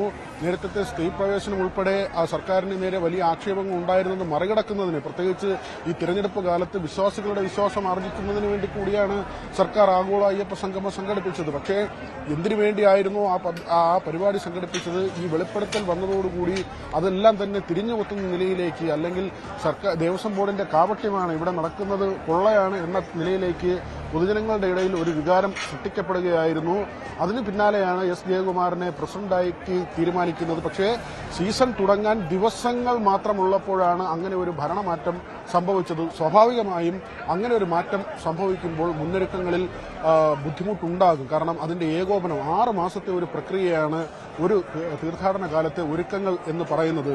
ആ ഒരുക്കങ്ങളുടെ അവസാന ഘട്ടത്തിലേക്ക് എത്തുമ്പോൾ ആ ബോർഡ് മാറുകയും അവരെടുത്ത നയപരമായ തീരുമാനങ്ങൾ ഫ്രീസാവുകയും ചെയ്യുന്ന ഒരു സാഹചര്യം. പുതിയ പ്രസിഡന്റ് വരുമ്പോൾ അദ്ദേഹത്തിന് ഇതിന് വേണ്ട സ്വാഭാവികമായൊരു സമയം വേണം. കാര്യങ്ങൾ അറേഞ്ച് ചെയ്യാനുള്ള അദ്ദേഹത്തിന് ലഭിക്കേണ്ട ഒരു സമയം വേണം. പക്ഷെ ആ സമയം പുതിയ പ്രസിഡന്റിനോ ഭരണസമിതിക്കോ ലഭിച്ചില്ല എന്നത് വ്യക്തമായ കാര്യമാണ്. അതിന്റെ ഒരു പ്രതിസന്ധി തുടക്കത്തിലുണ്ടായി എന്നത് വളരെ കൃത്യമായ ഒരു കാര്യമാണ്. പക്ഷേ ആ ഒരു സാഹചര്യം കൈവിട്ടു പോകാമായിരുന്ന ഒരു അവസ്ഥയൊക്കെ മാറി. ഒരുപക്ഷെ കടന്നു വരുന്ന വഴിയിലെ ക്യൂവോ അല്ലെങ്കിൽ അവർക്ക് ലഘുഭക്ഷണമോ പാനീയമോ ഒക്കെ കിട്ടാത്തതിന്റെ കുറവോ അങ്ങനെയുള്ള ജീവനക്കാരുടെ കുറവോ ഒക്കെ ഉണ്ടെങ്കിൽ പോലും അതിനപ്പുറത്തേക്ക് ഇവിടെ ഒരു തീർത്ഥാടന പ്രവാഹമുണ്ടാവുകയും അതൊരു ആൾക്കൂട്ട ദുരന്തത്തിന്റെ വക്കിലേക്ക് എത്തുകയും ചെയ്ത സാഹചര്യം, അത് തന്നെയാണ് ഏറ്റവും കൂടുതൽ ചർച്ച ചെയ്യപ്പെട്ടത്. അവിടെയാണ് ഹൈക്കോടതി 5000 ആക്കി സ്പോട്ട് ബുക്കിംഗ് കുറയ്ക്കാനുള്ള തീരുമാനത്തിലേക്ക് എത്തിയത്. അങ്ങനെ വലിയ പ്രതിസന്ധി ഒരുപക്ഷെ ശബരിമലയിൽ ഉണ്ടാകാമായിരുന്ന വലിയൊരു പ്രതിസന്ധി മാറിപ്പോകുന്ന ഒരു സാഹചര്യമുണ്ടായി. അതൊക്കെ തലനാരിഴയ്ക്ക് അങ്ങനെ ഒരു കാര്യങ്ങൾ മാറിപ്പോയി എന്നത് തന്നെയാണ് നമുക്ക് പറയാൻ കഴിയുന്നത്. പക്ഷേ ഇപ്പോൾ സ്ഥിതി ശാന്തമാണ്, തിരക്ക് നിയന്ത്രണ വിധേയമാണ്. അവിടെയാണ് ആദ്യത്തെ കുഴപ്പങ്ങളെല്ലാം മാറ്റിക്കൊണ്ടുള്ള ഒരു നടപടികളിലേക്ക് ഇപ്പോഴത്തെ നടപടിക്രമങ്ങൾ എത്തുന്നത്. ഇന്നത്തെ അവലോകന യോഗവും വളരെ പ്രധാനമാണ്. മന്ത്രി ഇവിടെ എത്തിയില്ല എന്ന പരാതി ഒരു വശത്തുണ്ടായിരുന്നു. പെരുമാറ്റച്ചട്ടത്തിന്റെ കാര്യമാണ് മന്ത്രി വിശദീകരിച്ചതെങ്കിലും മന്ത്രിക്ക് ഈ യോഗത്തിൽ പങ്കെടുത്തു പോകുന്നതിന് മറ്റ് തടസ്സമുണ്ടായിരുന്നില്ല. ശബരിമല സന്ദർശിക്കുന്നതിന് മറ്റ് തടസ്സമുണ്ടായിരുന്നില്ല. കോടതിയുടെ അനുമതിയോടുകൂടി തന്നെ ഇത്രയും വലിയൊരു വലിയൊരു കാര്യം നടക്കുമ്പോൾ, ഒരു തീർത്ഥാടനം കേരളത്തെ സംബന്ധിച്ച് ഏറ്റവും വലിയൊരു തീർത്ഥാടന കേന്ദ്രത്തിൽ, ദക്ഷിണേന്ത്യയിലെ ഏറ്റവും വലിയൊരു തീർത്ഥാടന കേന്ദ്രത്തിൽ ആ ഉത്സവം നടക്കുമ്പോൾ മന്ത്രി ഇടപെടുന്നതിന് കോടതിയുടെ അനുമതി വാങ്ങാമായിരുന്നു എന്നതടക്കമുള്ള ചർച്ചകൾ ഉയർന്നു വന്നിരുന്നു. പക്ഷേ ഈ കൊള്ള നടന്നു എന്ന പശ്ചാത്തലത്തിൽ, അറസ്റ്റുകൾ ഒന്നിനു പിറകെ ഒന്ന് നടന്ന പശ്ചാത്തലത്തിൽ ദേവസ്വം മന്ത്രി രാജിവെക്കണമെന്ന ആവശ്യം പല കോണുകളിൽ നിന്ന് ഉയർന്ന സാഹചര്യത്തിൽ അദ്ദേഹം ഇവിടേക്ക് എത്തിയില്ല എന്നൊരു ആക്ഷേപം കൂടി നിലനിന്നിരുന്നു. ഏതായിരുന്നാലും കഴിഞ്ഞ ദിവസം രാത്രി മന്ത്രി വി എൻ വാസവൻ സന്നിധാനത്തേക്ക് വന്നു. ഇന്നിപ്പോൾ അദ്ദേഹം പമ്പയിലേക്ക് പോയിട്ടുണ്ട്. സ്ത്രീകളടക്കം പങ്കെടുക്കുന്നൊരു യോഗമാണ്, അതുകൊണ്ടാണ് അത് പമ്പയിൽ നിശ്ചയിച്ചിട്ടുള്ളത്. ഉന്നത പോലീസ് ഉദ്യോഗസ്ഥ അടക്കം ആ യോഗത്തിൽ പങ്കെടുക്കുന്നുണ്ട്. അവിടെ രാവിലെ 11 മണിക്കാണ് യോഗം നടക്കുക. അതിനുശേഷം കൂടുതൽ ക്രമീകരണങ്ങൾ അല്ലെങ്കിൽ ഇനിയുള്ള കാര്യങ്ങൾ എങ്ങനെ വേണം എന്നതിൽ ഉറപ്പായും തീരുമാനങ്ങൾ ഉണ്ടാകും. കൂടുതൽ സുഗമമായി ഭക്തർക്ക് ദർശനം നടത്തി പോകാനുള്ള സാഹചര്യം ഉണ്ടാക്കുന്ന തരത്തിലുള്ള തീരുമാനങ്ങളായിരിക്കും യോഗത്തിൽ ഉയർന്നു വരിക എന്നത് വ്യക്തമാണ്. അനുശ്രീ, വിനോദ്, തിരക്കിപ്പോഴും നിയന്ത്രണ വിധേയമാണെന്ന് പറയുമ്പോഴും ഇനിയും അതുപോലൊരു തിരക്കുണ്ടായി കഴിഞ്ഞാൽ അത് എങ്ങനെ മാനേജ് ചെയ്യും എന്നതിന് ഇപ്പോഴും ഒരു പരിഹാരം കാണാൻ സാധിച്ചിട്ടില്ല. അങ്ങനെ വരികയാണെങ്കിൽ ഇന്നും നാളെയും ഉള്ളത് അവധി ദിവസങ്ങളാണ്. അപ്പോൾ ഇനിയും തിരക്ക് കൂടാനുള്ള സാധ്യതയുമുണ്ട്. അങ്ങനെയെങ്കിൽ ആ തിരക്കിനെ എങ്ങനെ അവർ നിയന്ത്രിക്കും? അതുപോലെ തന്നെ ഇപ്പോൾ 18-ാം പടി കയറ്റിവിടുന്നത് മിനിറ്റിൽ എത്ര പേരെ വെച്ചാണ്?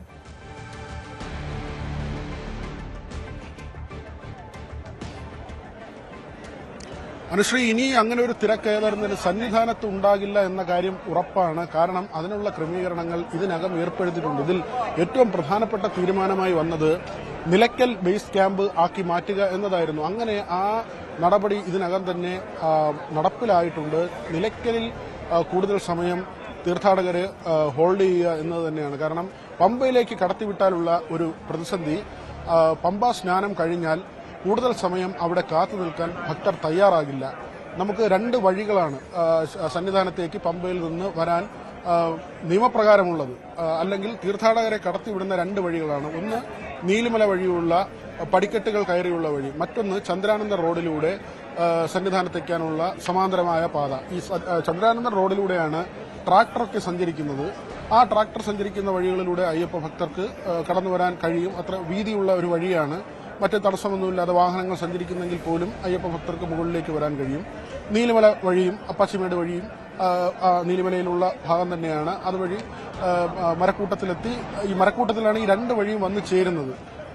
പമ്പയിൽ നിന്ന് 2ആയി തുടങ്ങുന്ന ഈ പ്രധാന പാതകൾ ഏറ്റവും ഒടുവിൽ മരക്കൂട്ടത്തിലാണ് വന്നു ചേരുന്നത്. അവിടെ നിന്ന് അത് ഒരു ഒറ്റ വരിയായി നേരെ പ്രധാനപ്പെട്ട നടപ്പന്തലിലേക്ക് എത്തുകയും അവിടെ നിന്ന് 18-ാം പടി ചവിട്ടി ക്യൂ കോംപ്ലക്സിലൂടെ കയറി നേരെ ശ്രീകോവിലിന് മുന്നിലെത്തി ദർശനം നടത്തി അവർ മാളികപ്പുറത്തിന്റെ ആ ഭാഗത്തേക്ക് പോയി വിരികളിലേക്കൊക്കെ പോവുകയും അവിടെ നെയ്യഭിഷേകത്തിനുള്ള നെയ് നാളികേരത്തിൽ നിന്ന് വേർതിരിച്ചെടുക്കുകയും പിന്നീട് നെയ്യഭിഷേകം നടത്തി പ്രസാദം വാങ്ങി പടിയിറങ്ങുന്നതാണ് ഇവിടുത്തെ ഒരു സാധാരണ രീതിയിലുള്ള ഒരു ഭക്തർ വന്നാലുള്ള ക്രമം. അതിന്റെ ഒരു ഈ വിശ്വാസവുമായി ബന്ധപ്പെട്ടൊക്കെ ആചാരവുമായി ബന്ധപ്പെട്ടൊക്കെ നിൽക്കുന്ന ഒരു ക്രമം ഇങ്ങനെയാണ്. പോകുന്ന വഴിക്ക് ആഴിയിൽ നെയ്ത്തങ്ങയുടെ ഭാഗങ്ങൾ നിക്ഷേപിച്ച് അവർ മലയിറങ്ങുകയാണ്. പക്ഷേ ഈ പമ്പയിൽ ആളുകൾ കൂടുതലായി എത്തിയാലുള്ള പ്രശ്നം, അവിടെ തങ്ങാൻ അവർ തയ്യാറാകില്ല. മറിച്ച് ഈ വനമേഖലകളിലൂടെ അകത്ത് പ്രവേശിക്കാൻ ശ്രമിക്കും. ഏതാണ്ട് 5-5.5 കിലോമീറ്ററാണ് പമ്പ മുതൽ സന്നിധാനം വരെ ഉള്ളത്. ഈ 5 കിലോമീറ്ററിനുള്ളിൽ ഒരു 3 കിലോമീറ്ററോ മറ്റോ 2.5 കിലോമീറ്റർ 3 കിലോമീറ്റർ ഇവർ വനത്തിനുള്ളിലൂടെ സഞ്ചരിച്ച് ഈ പ്രധാന പാതകളിലേക്ക് ഇടയിൽ നിന്ന് കട്ട് ചെയ്ത് കയറും. അങ്ങനെ കയറുന്ന ആളുകൾ ധാരാളമുണ്ട്. അപ്പോഴാണ് ഈ ആൾക്കൂട്ടം സൃഷ്ടിക്കപ്പെടുന്നത്. വലിയ തോതിൽ അല്ലെങ്കിൽ പോലും ആൾക്കൂട്ടം വർദ്ധിക്കുന്നതിന് ഒരു കാരണം ഇതാണ്. പക്ഷേ അന്നത്തെ ഈ ശബരിമലയിൽ പ്രതിസന്ധി ഉണ്ടായ അന്ന് വലിയ ജനത്തിരക്കുണ്ടായ സമയത്ത് ഇങ്ങനെ എത്ര ആളുകൾ കയറിയാലും ഇങ്ങനെ ഒരു ആൾക്കൂട്ടം ഉണ്ടാകില്ല. അതിൽ പല പല ആരോപണങ്ങൾ വരുന്നുണ്ട്. ഏതായിരുന്നാലും വിർച്വൽ ക്യൂവിൽ പോലും ചില ക്രമക്കേട് നടന്നു എന്നുള്ള ആക്ഷേപങ്ങളും ആരോപണങ്ങളും ഒക്കെ വരുന്നുണ്ട്. അന്നത്തെ കണക്ക് അനുസരിച്ച് 81,000 പേർ വന്നു എന്നാണ് PRD പുറത്തുവിടുന്ന കണക്കനുസരിച്ച് പറയുന്നത്. 81,000 പേരല്ല അന്ന് വന്നതെന്നുള്ളത് വളരെ വ്യക്തമായ കാര്യമാണ്. അതിൽ വലിയ ചർച്ചകളൊക്കെ ഒരു വശത്ത് നടന്നിരുന്നു. അത് അങ്ങനെ നിൽക്കുമ്പോൾ തന്നെ ഈ വനമേഖലയിലൂടെ ആളുകൾ ക്യൂവിൽ പ്രവേശിക്കുന്നു എന്നത് വളരെ വസ്തുതാപരമായ ഒരു കാര്യമാണ്. പിന്നെ പലപ്പോൾ പുല്ലുമേടി വഴി വരുന്ന ഭക്തരുണ്ട്, എരുമേലി വഴി പരമ്പരാഗത പാത വഴി വരുന്ന ആളുകളുണ്ട്. അവരും പമ്പയിലാണ് എത്തുന്നത്. ആ വഴിയുള്ള യാത്ര നേരത്തെ നിരോധിച്ചിരുന്നു. അതിനെതിരെ വലിയ പ്രതിഷേധം വന്നിരുന്നു.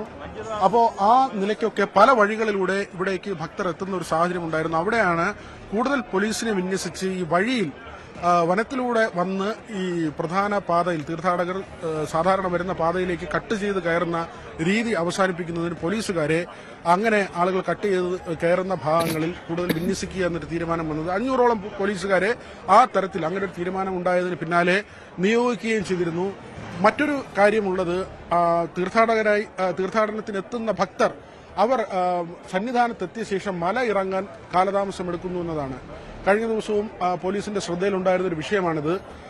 അതായത് സന്നിധാനത്തേക്ക് എത്തുന്നു, ഒരു പ്രാവശ്യം ദർശനം നടത്തുന്നു, 18-ാം പടിയിൽ നാളികേരം ഉടച്ച ശേഷമാണ് ശ്രീകോവിലിൽ ദർശനം നടത്തി ഇവർ വിരിയിലേക്ക് പോകുന്നത്. വിരി എന്നത് പറയുന്നത് അവർ വിശ്രമിക്കുന്നതാണ്.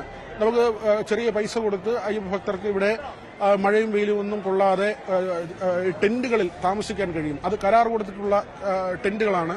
ആ കരാറുകാരന് ചെറിയ പണം കൊടുത്താൽ അല്ലെങ്കിൽ കരാറുകാരൻ നിയോഗിച്ചിട്ടുള്ള ജീവനക്കാർക്ക് ചെറിയ പൈസ കൊടുത്ത് അയ്യപ്പന്മാർക്ക് അവിടെ വിശ്രമിക്കാൻ കഴിയുന്ന സ്ഥലമാണ്.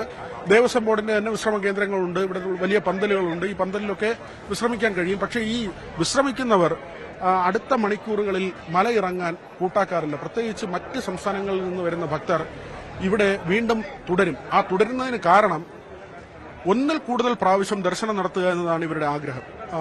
സാധാരണ നിലയിൽ വരുന്നു, ശ്രീകോവിലിൽ തൊഴുന്നു, താഴേക്ക് ഇറങ്ങാനുള്ള തീരുമാനമെടുക്കുന്നു. പക്ഷെ അങ്ങനെയല്ല, 3-4 പ്രാവശ്യം അയ്യപ്പനെ കണ്ടു തൊഴാൻ നിൽക്കുന്ന ആളുകൾ ഇവിടെയുണ്ട്. അങ്ങനെ വരുമ്പോൾ ഈ വിരികളിൽ നിന്ന് ആളുകൾ താഴേക്ക് പോകുന്നില്ല. ദേവസ്വം ബോർഡിന്റെ ഈ വലിയ പന്തലുകളുണ്ട്, അവിടെ നിന്ന് പോകുന്നില്ല. അല്ലെങ്കിൽ ഇവിടെ തുറന്നു കിടക്കുന്ന തുറസായ സ്ഥലങ്ങളുണ്ട്. ഭക്തർക്ക് വനമായതുകൊണ്ട് തന്നെ പല സ്ഥലങ്ങളിലായി വിശ്രമിക്കാൻ കഴിയും. ഇവർ ഈ സ്ഥലങ്ങളിൽ നിന്ന് താഴേക്ക് പോകുന്നില്ല. അങ്ങനെ വലിയ ജനക്കൂട്ടം സന്നിധാനത്ത് സൃഷ്ടിക്കപ്പെടുന്നു. ശ്രീകോവിലിന്റെ പരിസരത്ത് വലിയ ജനക്കൂട്ടം സൃഷ്ടിക്കപ്പെടുന്നുണ്ട്. ഇതേ സമയം പമ്പയിൽ നിന്ന് കയറി വരുന്ന ആളുകളുണ്ട്. മറ്റു വഴികളിലൂടെ ഇപ്പൊ പുല്ലുമേട് വഴിയൊക്കെ വരുന്ന ഭക്തരുണ്ട്. ഇവർ കൂടി ഇവിടെ എത്തിച്ചേരുമ്പോൾ അതൊരു വലിയ ആൾക്കൂട്ടമായി മാറും. ഈ കയറുന്നവർ ഇറങ്ങാതിരിക്കുന്ന ഒരു സാഹചര്യം. അവിടെയാണ് കഴിഞ്ഞ ദിവസം പോലീസിന്റെ ഒരു തീരുമാനമുണ്ടായത്. വിരിയിൽ ഒരു നിശ്ചിത സമയം മാത്രമേ അയ്യപ്പ ഭക്തരെ അനുവദിക്കാവൂ എന്നത്. അതായത് ദർശനം നടത്തി അഭിഷേകം കഴിഞ്ഞ് പ്രസാദം ശബരിമലയിൽ വലിയ തിരക്കുകളൊന്നുമില്ലാതെ ഇപ്പോൾ ദർശനം പുരോഗമിക്കുകയാണ്. അതുപോലെ തന്നെ ഇന്ന് ചേരുന്ന അവലോകന യോഗത്തിൽ കൂടുതൽ തീരുമാനങ്ങൾ ഉണ്ടാകും. തിരക്കുകൾ നിയന്ത്രിക്കാനുള്ള തീരുമാനങ്ങളൊക്കെ ഉണ്ടാകുമെന്ന് നമുക്ക് പ്രതീക്ഷിക്കാം. രാവിലെയിൽ ഇനിയൊരു ഇടവേളയാണ്. ഇടവേളയ്ക്ക് ശേഷം മറ്റു വാർത്തകളിലേക്കൊക്കെ മടങ്ങിയെത്താം.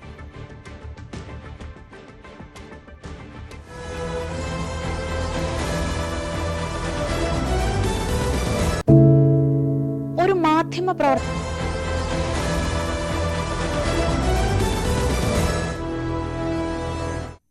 രാവിലെയിലേക്ക് തിരികെ എത്തുമ്പോൾ തദ്ദേശ സ്വയംഭരണ സ്ഥാപനങ്ങളിലേക്കുള്ള തെരഞ്ഞെടുപ്പിൽ നാമനിർദ്ദേശ പത്രികകളുടെ സൂക്ഷ്മ പരിശോധന ഇന്ന് രാവിലെ 10 മുതൽ ആരംഭിക്കും.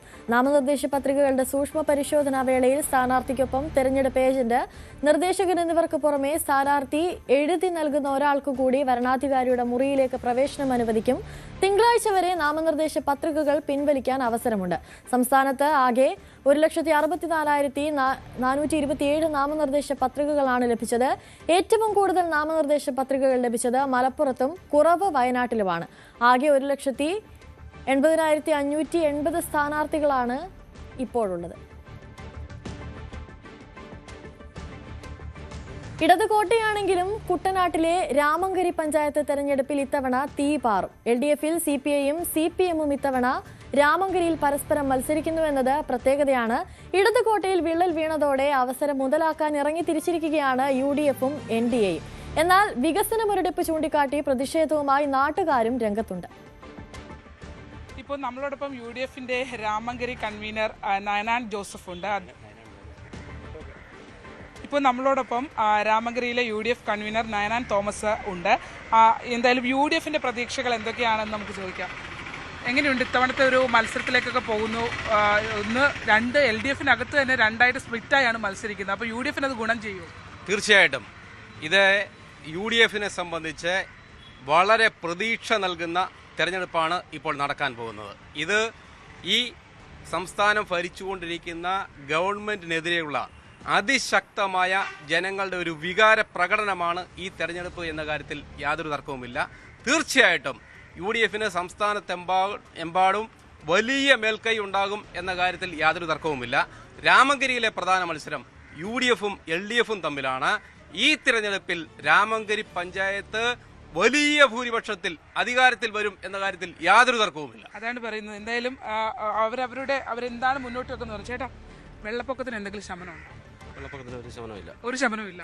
കുടിവെള്ളത്തിന് എന്തെങ്കിലും കിട്ടുന്നുണ്ടോ? കുടിവെള്ളം കിട്ടുന്നുണ്ട്. കുടിവെള്ളം കിട്ടുന്നുണ്ട്. രാമഗിരി കുടിവെള്ളം വലിയ പ്രശ്നമില്ലാന്ന് തോന്നുന്നല്ലേ? ഒന്നുമില്ല. എന്നാൽ ഈ പറയുന്ന പോലെ ഈ റോഡിൽ കൂടെ ഈ റോഡ് ഇങ്ങനെ കിടക്കാതുകൊണ്ട് എത്ര നാളായി? ഇത് ഒത്തിരി നാളായി. നല്ലൊരു റോഡ് വേണമെന്ന് ആഗ്രഹമില്ലേ? ഉണ്ട്. എന്തൊക്കെ ആവശ്യങ്ങളുണ്ട് ഇത്തവണ? ഏത് ഈ രാമഗിരി പഞ്ചായത്തിന്റെ ഭാഗമല്ലേ? ആണ്. പേരെന്താ? രഞ്ജിത്ത്. എന്താവശ്യം? നമുക്ക് റോഡ് വേണം. വെള്ളപ്പൊക്കത്തിന് ശമനം ഉണ്ടാകണം. എല്ലാവരും വോട്ടൊക്കെ ചോദിച്ചു വരുന്നുണ്ടോ? എന്തായിരിക്കും ഇത്തവണ എങ്ങനെയുള്ളവർക്ക് വോട്ട് ചെയ്യണമെന്ന് ആഗ്രഹിക്കുന്നമ്മ? നാടിന് നന്മയുള്ളവരെ വോട്ട് ചെയ്യണം. രാഷ്ട്രീയം നോക്കരുത്. രാഷ്ട്രീയം നോക്കരുത്. ചിത്രക്കരിയിൽ വെള്ളമൊക്കെ കിട്ടുന്നുണ്ടോ? വെള്ളമൊക്കെ ഇഷ്ടം പോലെ കിട്ടുന്നുണ്ട്. ഇപ്പൊ എല്ലാം കൊണ്ട് നല്ല റോഡും കാര്യങ്ങളൊക്കെ സൗകര്യങ്ങളൊക്കെ ഉണ്ട്. എല്ലാം ഉണ്ട്. എല്ലാവരും വലിയ വാദങ്ങളൊക്കെയാണ് പറയുന്നത് ഇലക്ഷൻ്റെ കാര്യത്തിൽ. എന്താണ് നിങ്ങളുടെയൊക്കെ ഒരു ജനങ്ങളാണല്ലോ അഭിപ്രായം പറയുന്നത്? പ്രത്യേകിച്ച് ഒരു അഭിപ്രായവും ഇല്ല പറയാനായിട്ട്. ഒരു അഭിപ്രായം ഇല്ലേ? കാരണം ഞാൻ എന്താ അഭിപ്രായം പറയാനാ? കാർഷിക മേഖല വിട്ടു വന്നവരൊക്കെ നിങ്ങളുടെ കൂടെ ഓട്ടോറിക്ഷ ഓടാനൊക്കെ ഉണ്ടോ? ഉണ്ട്. കാർഷിക മേഖലയിൽ പണിയുന്ന ഒത്തിരി പേരുണ്ട്. അതായത് കാർഷിക മേഖലയിൽ തന്നെ ഇപ്പോൾ പണിയൊന്നുമില്ല. കുറച്ച് കാര്യങ്ങളൊക്കെ തന്നെ നെല്ല് കൃഷിയൊക്കെ നഷ്ടത്തിലാണ് കർഷകർ പറയുന്നത്. ഒന്നാമത് വെള്ളപ്പൊക്കം. ഈ കുട്ടനാട്ടിലേക്ക് ഇവിടെ ഒരു കൃഷി ആണ്ടി നടക്കുന്നുള്ളൂ. ഇലക്ഷനൊക്കെ ആയിട്ട് ഇവിടെ പാട്ടും കേട്ട് ഇങ്ങനെ ഇരിക്കുവാണോ? സമയങ്ങളുണ്ട്. എന്ത് തോന്നുന്നു നിലവിലത്തെ ഒരു പാട്ടൊക്കെ ചെയ്ത് നിർത്തുവോ? ഒരു ഇലക്ഷനായിട്ട് ഒരാൾ വന്ന് ഇവിടെ പാട്ടൊക്കെ കേട്ടിരിക്കുക. എന്ത് ചെയ്യുന്നു ചേട്ടാ? പ്രശ്നമേ അല്ല. എന്ത് ചെയ്യുന്നു ചേട്ടാ? എന്ത് ചെയ്യുന്നു? ഓട്ടോറിക്ഷ തൊഴിലാളിയാണ്. ഇപ്പൊ നമ്മള് കുട്ടനാട്ടിലെ കാർഷിക വിഷയങ്ങളൊക്കെ ഉണ്ടല്ലോ. കൃഷി പലരും നിർത്തുന്നു. കൃഷിയുണ്ട്. കണ്ടത്തിൽ പോയിട്ട് വന്ന ആളാണ്. ഓട്ടോറിക്ഷ ഫുൾ ടൈം കൃഷിക്കാരനായിരുന്നു. എങ്ങനെയുണ്ട് ജീവിത സാഹചര്യങ്ങളൊക്കെ? എങ്ങനെയുണ്ട് കച്ചവടമൊക്കെ? കച്ചവടമൊന്നും ഒരു കുഴപ്പമില്ല. നല്ല രീതിയിൽ പോകുന്നു. കുഴപ്പമില്ല. ഇപ്പോ തെരഞ്ഞെടുപ്പാണ്. ആര് ജയിക്കും ആര് തോക്കുന്നാണോ? അങ്ങനെയാണോ ചോദ്യം? അതെന്തായാലും അതിപ്പോ നമുക്ക് എന്തായാലും പറയാൻ പറ്റില്ലല്ലോ. ഒന്നും പറയാൻ പറ്റില്ല. അറിയോ? അതൊക്കെ നമ്മുടെ രഹസ്യമല്ലേ. നമ്മൾ ആർക്ക് വോട്ട് ചെയ്യും? നമ്മൾ വഴിയേറും ഇരിക്കുന്ന അത് പരസ്യമായിട്ട് പറയാൻ പറ്റത്തില്ലോ. രാമഗിരി ഭാഗത്തൊക്കെ വെള്ളത്തിന് കുഴപ്പമില്ലാന്ന് പറഞ്ഞു. പക്ഷെ മുട്ടാറ് വെള്ളത്തിന് പ്രശ്നമുണ്ട്. ഞങ്ങൾക്ക് വഴിയില്ലാത്തതുകൊണ്ട് ഞങ്ങൾക്ക് ഒത്തിരി ദൂരമാണ്. ഞങ്ങളുടെ പഞ്ചായത്തിൽ നിന്ന് ഒത്തിരി വരണം. മസാനം കഴിഞ്ഞ് പിന്നെ ദുരിതമാണ് ഞങ്ങൾക്ക്. വഴിയൊന്നുമില്ല. വഴിയില്ലാത്തതിൻ്റെ പ്രശ്നം പറഞ്ഞാൽ നിങ്ങൾക്ക് കാല് വിരല് മുറിച്ച് കളഞ്ഞ് പഴുത്ത്. വഴിയില്ലാഞ്ഞിട്ട് ആ വഴി കൂടെ നടന്ന് കമ്പോ കോലോ കൊണ്ട് മുറിച്ച് കളഞ്ഞു. മുറിച്ച് കളഞ്ഞതാ. ചങ്ങനാശ്ശേരി ആശുപത്രിയിൽ 20 ദിവസം ആശുപത്രിയിൽ കിടക്കുമായിരുന്നു. ഒരുപാട് പേര് പറയുന്നു AC റോഡ്. ഇവർ ഒരുപാട് സമരം ചെയ്തിട്ടുള്ള ആൾക്കാരാണ് കേട്ടോ. AC റോഡിലെ വിഷയങ്ങളും നെല്ലും തെരഞ്ഞെടുപ്പായി.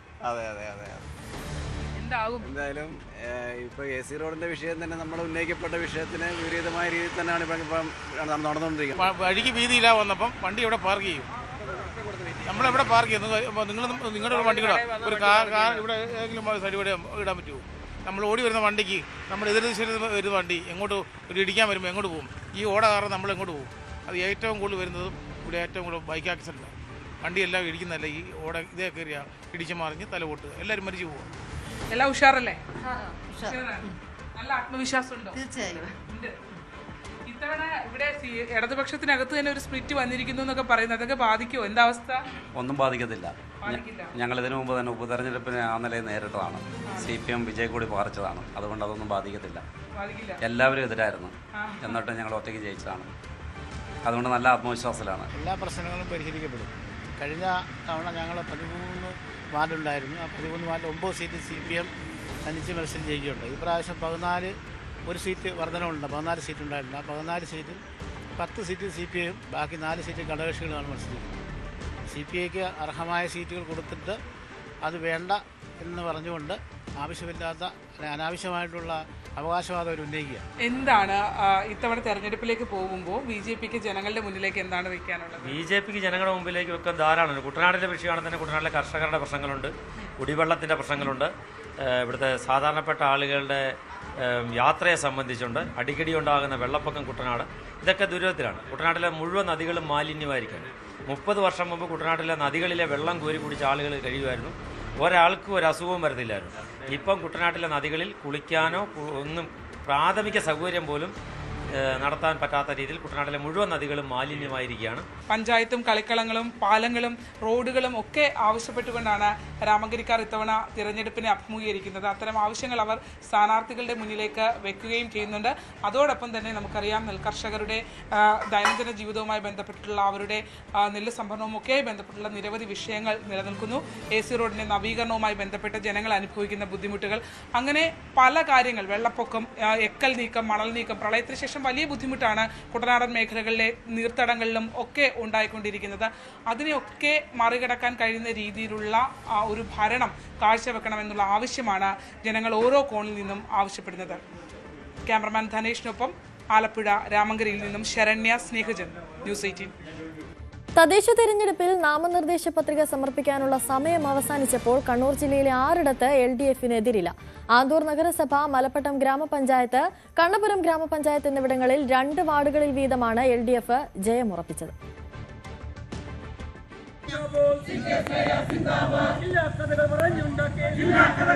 തദ്ദേശ തെരഞ്ഞെടുപ്പിന് കണ്ണൂർ ജില്ലയിൽ ആകെ ലഭിച്ചത് 8290 നാമനിർദ്ദേശ പത്രികകളാണ്. ജനവിധി തേടുന്നവരിൽ 3934 പുരുഷന്മാരും 4356 സ്ത്രീകളും. നാമനിർദ്ദേശ പത്രിക സമർപ്പണത്തിന്റെ അവസാന ദിനമായ ഇന്നലെ 2741 പേരാണ് നാമനിർദ്ദേശ പത്രികകൾ സമർപ്പിച്ചത്. ഗ്രാമപഞ്ചായത്തുകളിൽ 1766, നഗരസഭകളിലായി 528, കോർപ്പറേഷനിൽ 101, ജില്ലാ പഞ്ചായത്തിൽ 39, ബ്ലോക്ക് പഞ്ചായത്തിൽ 307 എന്നിങ്ങനെയാണ് നാമനിർദ്ദേശ പത്രികകളുടെ കണക്ക്. CPMന്റെ ശക്തി കേന്ദ്രമായ ആന്തൂർ ഉൾപ്പെടെ ജില്ലയിൽ 6 LDF സ്ഥാനാർത്ഥികൾക്ക് ഇത്തവണ എതിരില്ല. ആന്തൂർ നഗരസഭയിൽ 2ാം വാർഡിൽ K രജിതയ്ക്കും 19ാം വാർഡിൽ K പ്രേമരാജനും, മലപ്പട്ടം ഗ്രാമപഞ്ചായത്തിൽ 6ാം വാർഡിൽ CK ശ്രേയയ്ക്കും എതിരാളികളില്ല. 5ാം വാർഡിലെ IV ഒതേനനും, കണ്ണപുരം ഗ്രാമപഞ്ചായത്തിലെ 13ാം വാർഡിൽ P രീതിക്കും, 14ാം വാർഡിൽ PV രേഷ്മയ്ക്കും ജയമുറപ്പായി. അട്ടിമറി വിജയം അവകാശപ്പെട്ട സ്ഥലങ്ങളിൽ സ്ഥാനാർത്ഥികളെ പോലും കണ്ടെത്താൻ കോൺഗ്രസിനായില്ല. കേരളത്തിലെ പ്രതിപക്ഷമില്ലാത്ത ഏക നഗരസഭയായ ആന്തൂരിൽ രൂപീകൃതമായ 2015 28 വാർഡുകളിൽ 14 സ്ഥാനാർത്ഥികളാണ് എതിരില്ലാതെ തെരഞ്ഞെടുക്കപ്പെട്ടത്. തുടർന്ന് 2020 നടന്ന തെരഞ്ഞെടുപ്പിലും 6 വാർഡുകളിൽ സ്ഥാനാർത്ഥികൾ എതിരില്ലാതെ തെരഞ്ഞെടുക്കപ്പെട്ടു. അതേസമയം ഇത്തവണ ജില്ലയിൽ 3 തദ്ദേശ സ്ഥാപനങ്ങളിലായി 6 വാർഡുകളിലെ മേൽക്കൈ പ്രചാരണ രംഗത്ത് LDFന് കൂടുതൽ ആത്മവിശ്വാസം നൽകുന്നുണ്ട്.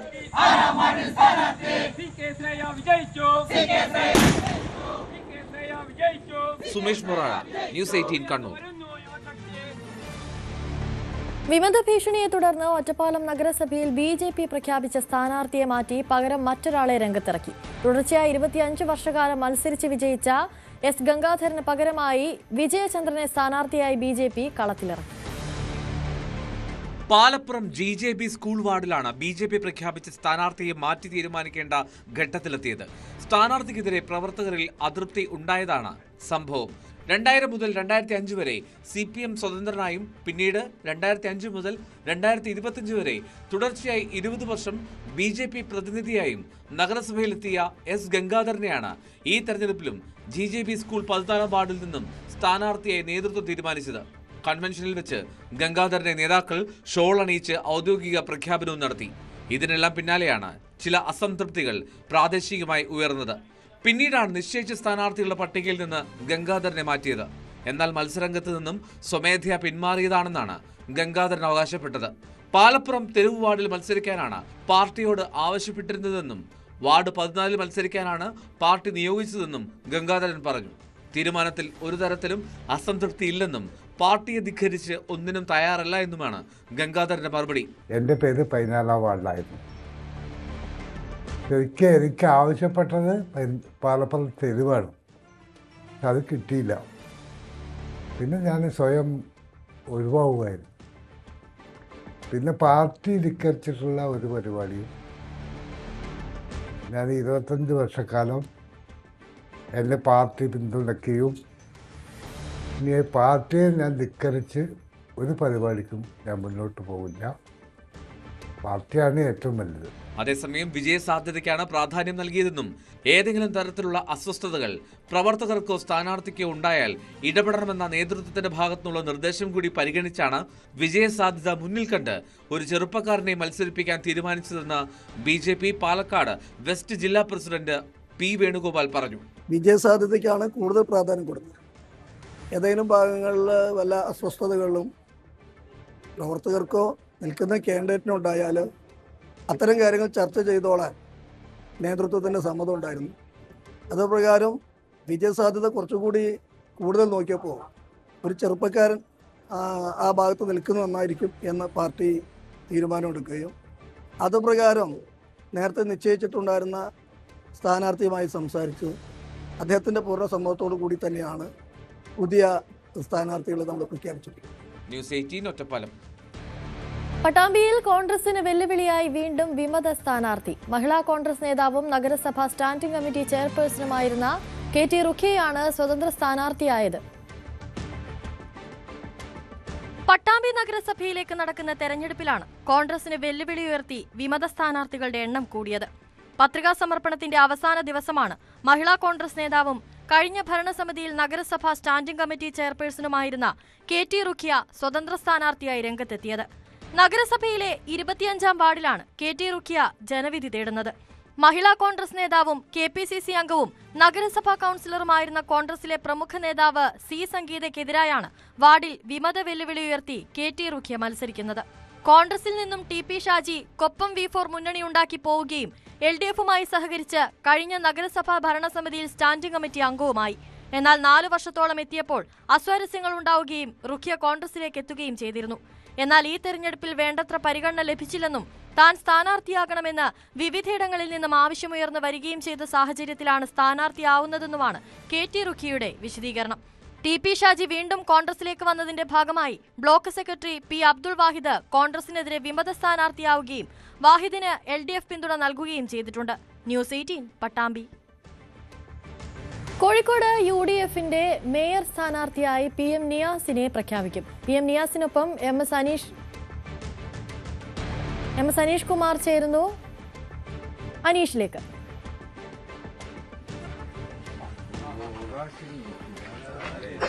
അനുശ്രീ, എന്തായാലും കോൺഗ്രസ് പ്രവർത്തകർ കാത്തിരുന്ന ഒരു തീരുമാനം തന്നെയാണ് നേതൃത്വത്തിന്റെ ഭാഗത്തുനിന്നും ഉണ്ടായത്. നേരത്തെ ആദ്യഘട്ടത്തിൽ PM നിയാസിനെ മേയർ സ്ഥാനാർത്ഥിയായി പ്രഖ്യാപിച്ച് തെരഞ്ഞെടുപ്പ് രംഗത്തേക്ക് ഇറങ്ങാനാണ് തീരുമാനിച്ചെങ്കിലും പിന്നീട് ഒരു പൊതുസമ്മത സ്ഥാനാർത്ഥി അല്ലെങ്കിൽ ഈ സാംസ്കാരിക രംഗത്തൊക്കെ നിറഞ്ഞു നിൽക്കുന്ന VM വിനുവിനെ, സിനിമാ സംവിധായകനെ മത്സരിപ്പിക്കുകയും അദ്ദേഹത്തെ മേയർ സ്ഥാനത്തേക്ക് ഉയർത്തിക്കാട്ടുക എന്ന ഒരു ലക്ഷ്യവുമായി കോൺഗ്രസ് മുന്നോട്ട് പോയിരുന്നു. കാരണം ഒരു പൊതു സമൂഹത്തിന്റെ പ്രതിനിധി എന്ന വണ്ണം കഴിഞ്ഞ 10-45 വർഷത്തിലധികമായി LDF ഭരിക്കുന്ന ഒരു കോർപ്പറേഷനാണ്. അത് പിടിക്കാൻ അത്തരത്തിലൊരു രീതിയിൽ മുന്നോട്ട് പോകാനാണ് തീരുമാനിച്ചത്. എന്നാൽ പിന്നീട് അദ്ദേഹത്തിന് സ്ഥാനാർത്ഥിത്വത്തിൽ നിന്ന് പിന്മാറേണ്ട ഒരു സാഹചര്യം വന്നു. അങ്ങനെയാണ് PM നിയാസിനെ നേതാവായി തന്നെ പ്രഖ്യാപിച്ച് പ്രചാരണ രംഗത്ത് മുന്നോട്ട് പോകുന്നത്. എന്തായാലും നമുക്കൊപ്പം അദ്ദേഹം തന്നെ ഉണ്ട്.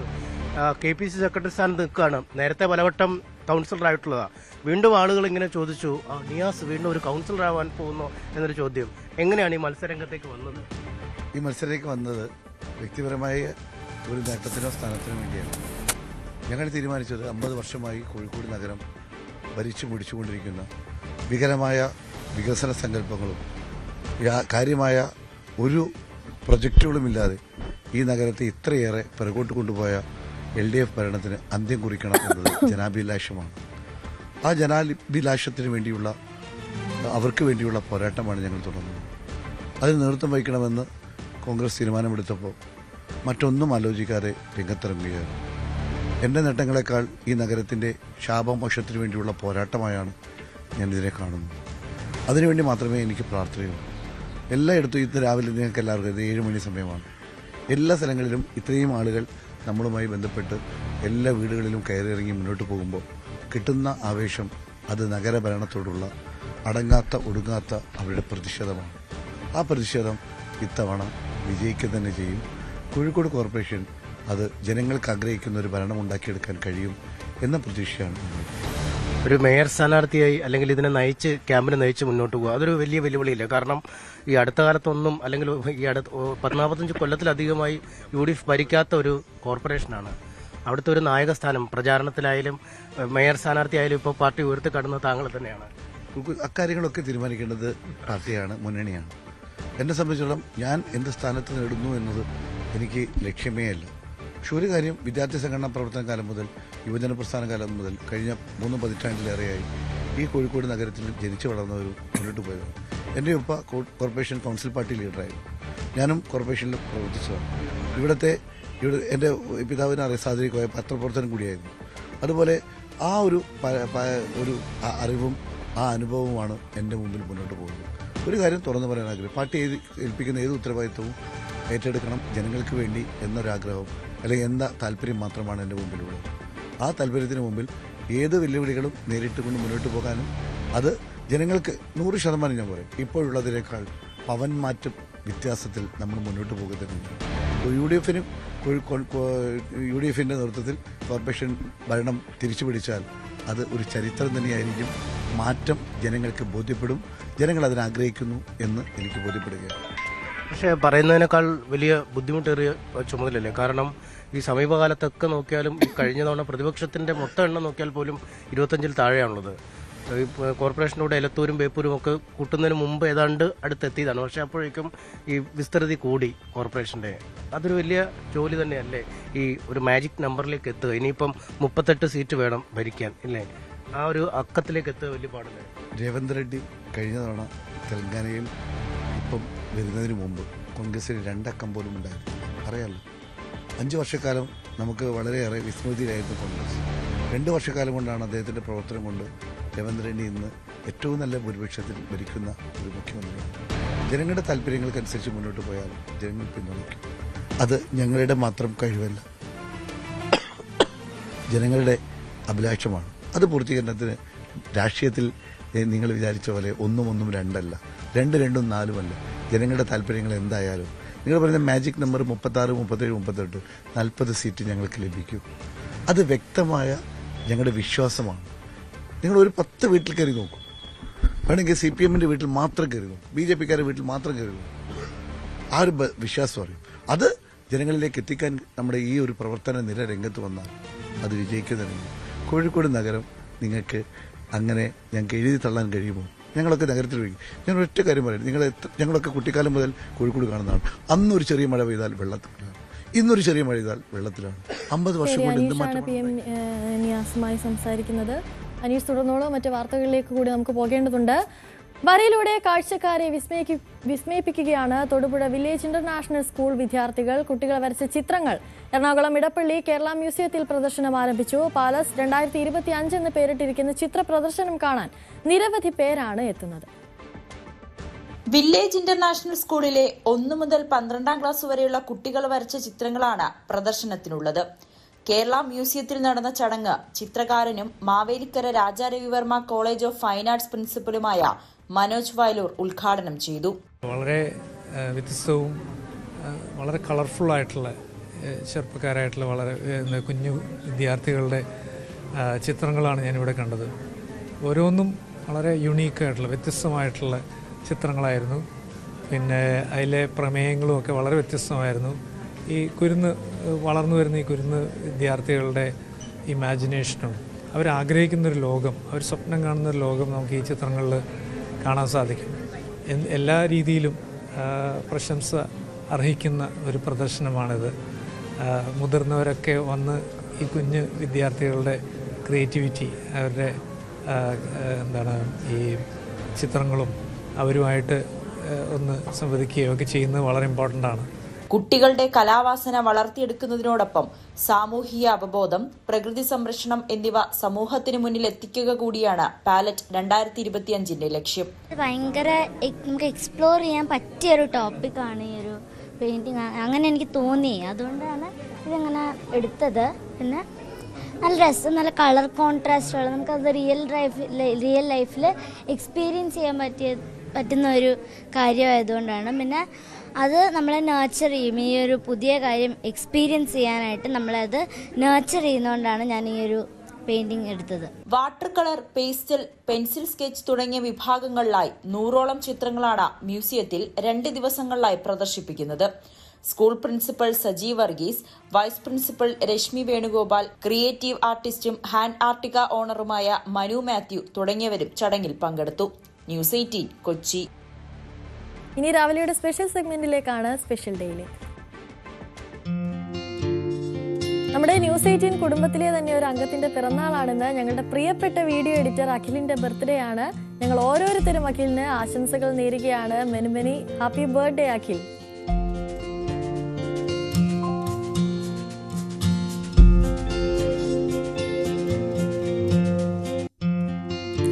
കൊല്ലം കടയ്ക്കൽ സ്വദേശി ആര്യയുടെ പിറന്നാളാണിന്ന്. ഭർത്താവ് അജയും ബന്ധുക്കളും ഒക്കെയാണ് ആശംസകൾ അറിയിച്ചിരിക്കുന്നത്. ആര്യയ്ക്ക് ന്യൂസ് 18ന്റെ പേരിലും പിറന്നാൾ ആശംസകൾ നേരുകയാണ്. അങ്ങനെ രാവിലെയുടെ സമയം ഇന്നിവിടെ പൂർണ്ണമാവുകയാണ്. വാർത്തകളും വിശേഷങ്ങളും ഒക്കെയായി നാളെ വീണ്ടും കാണാം. നമസ്കാരം.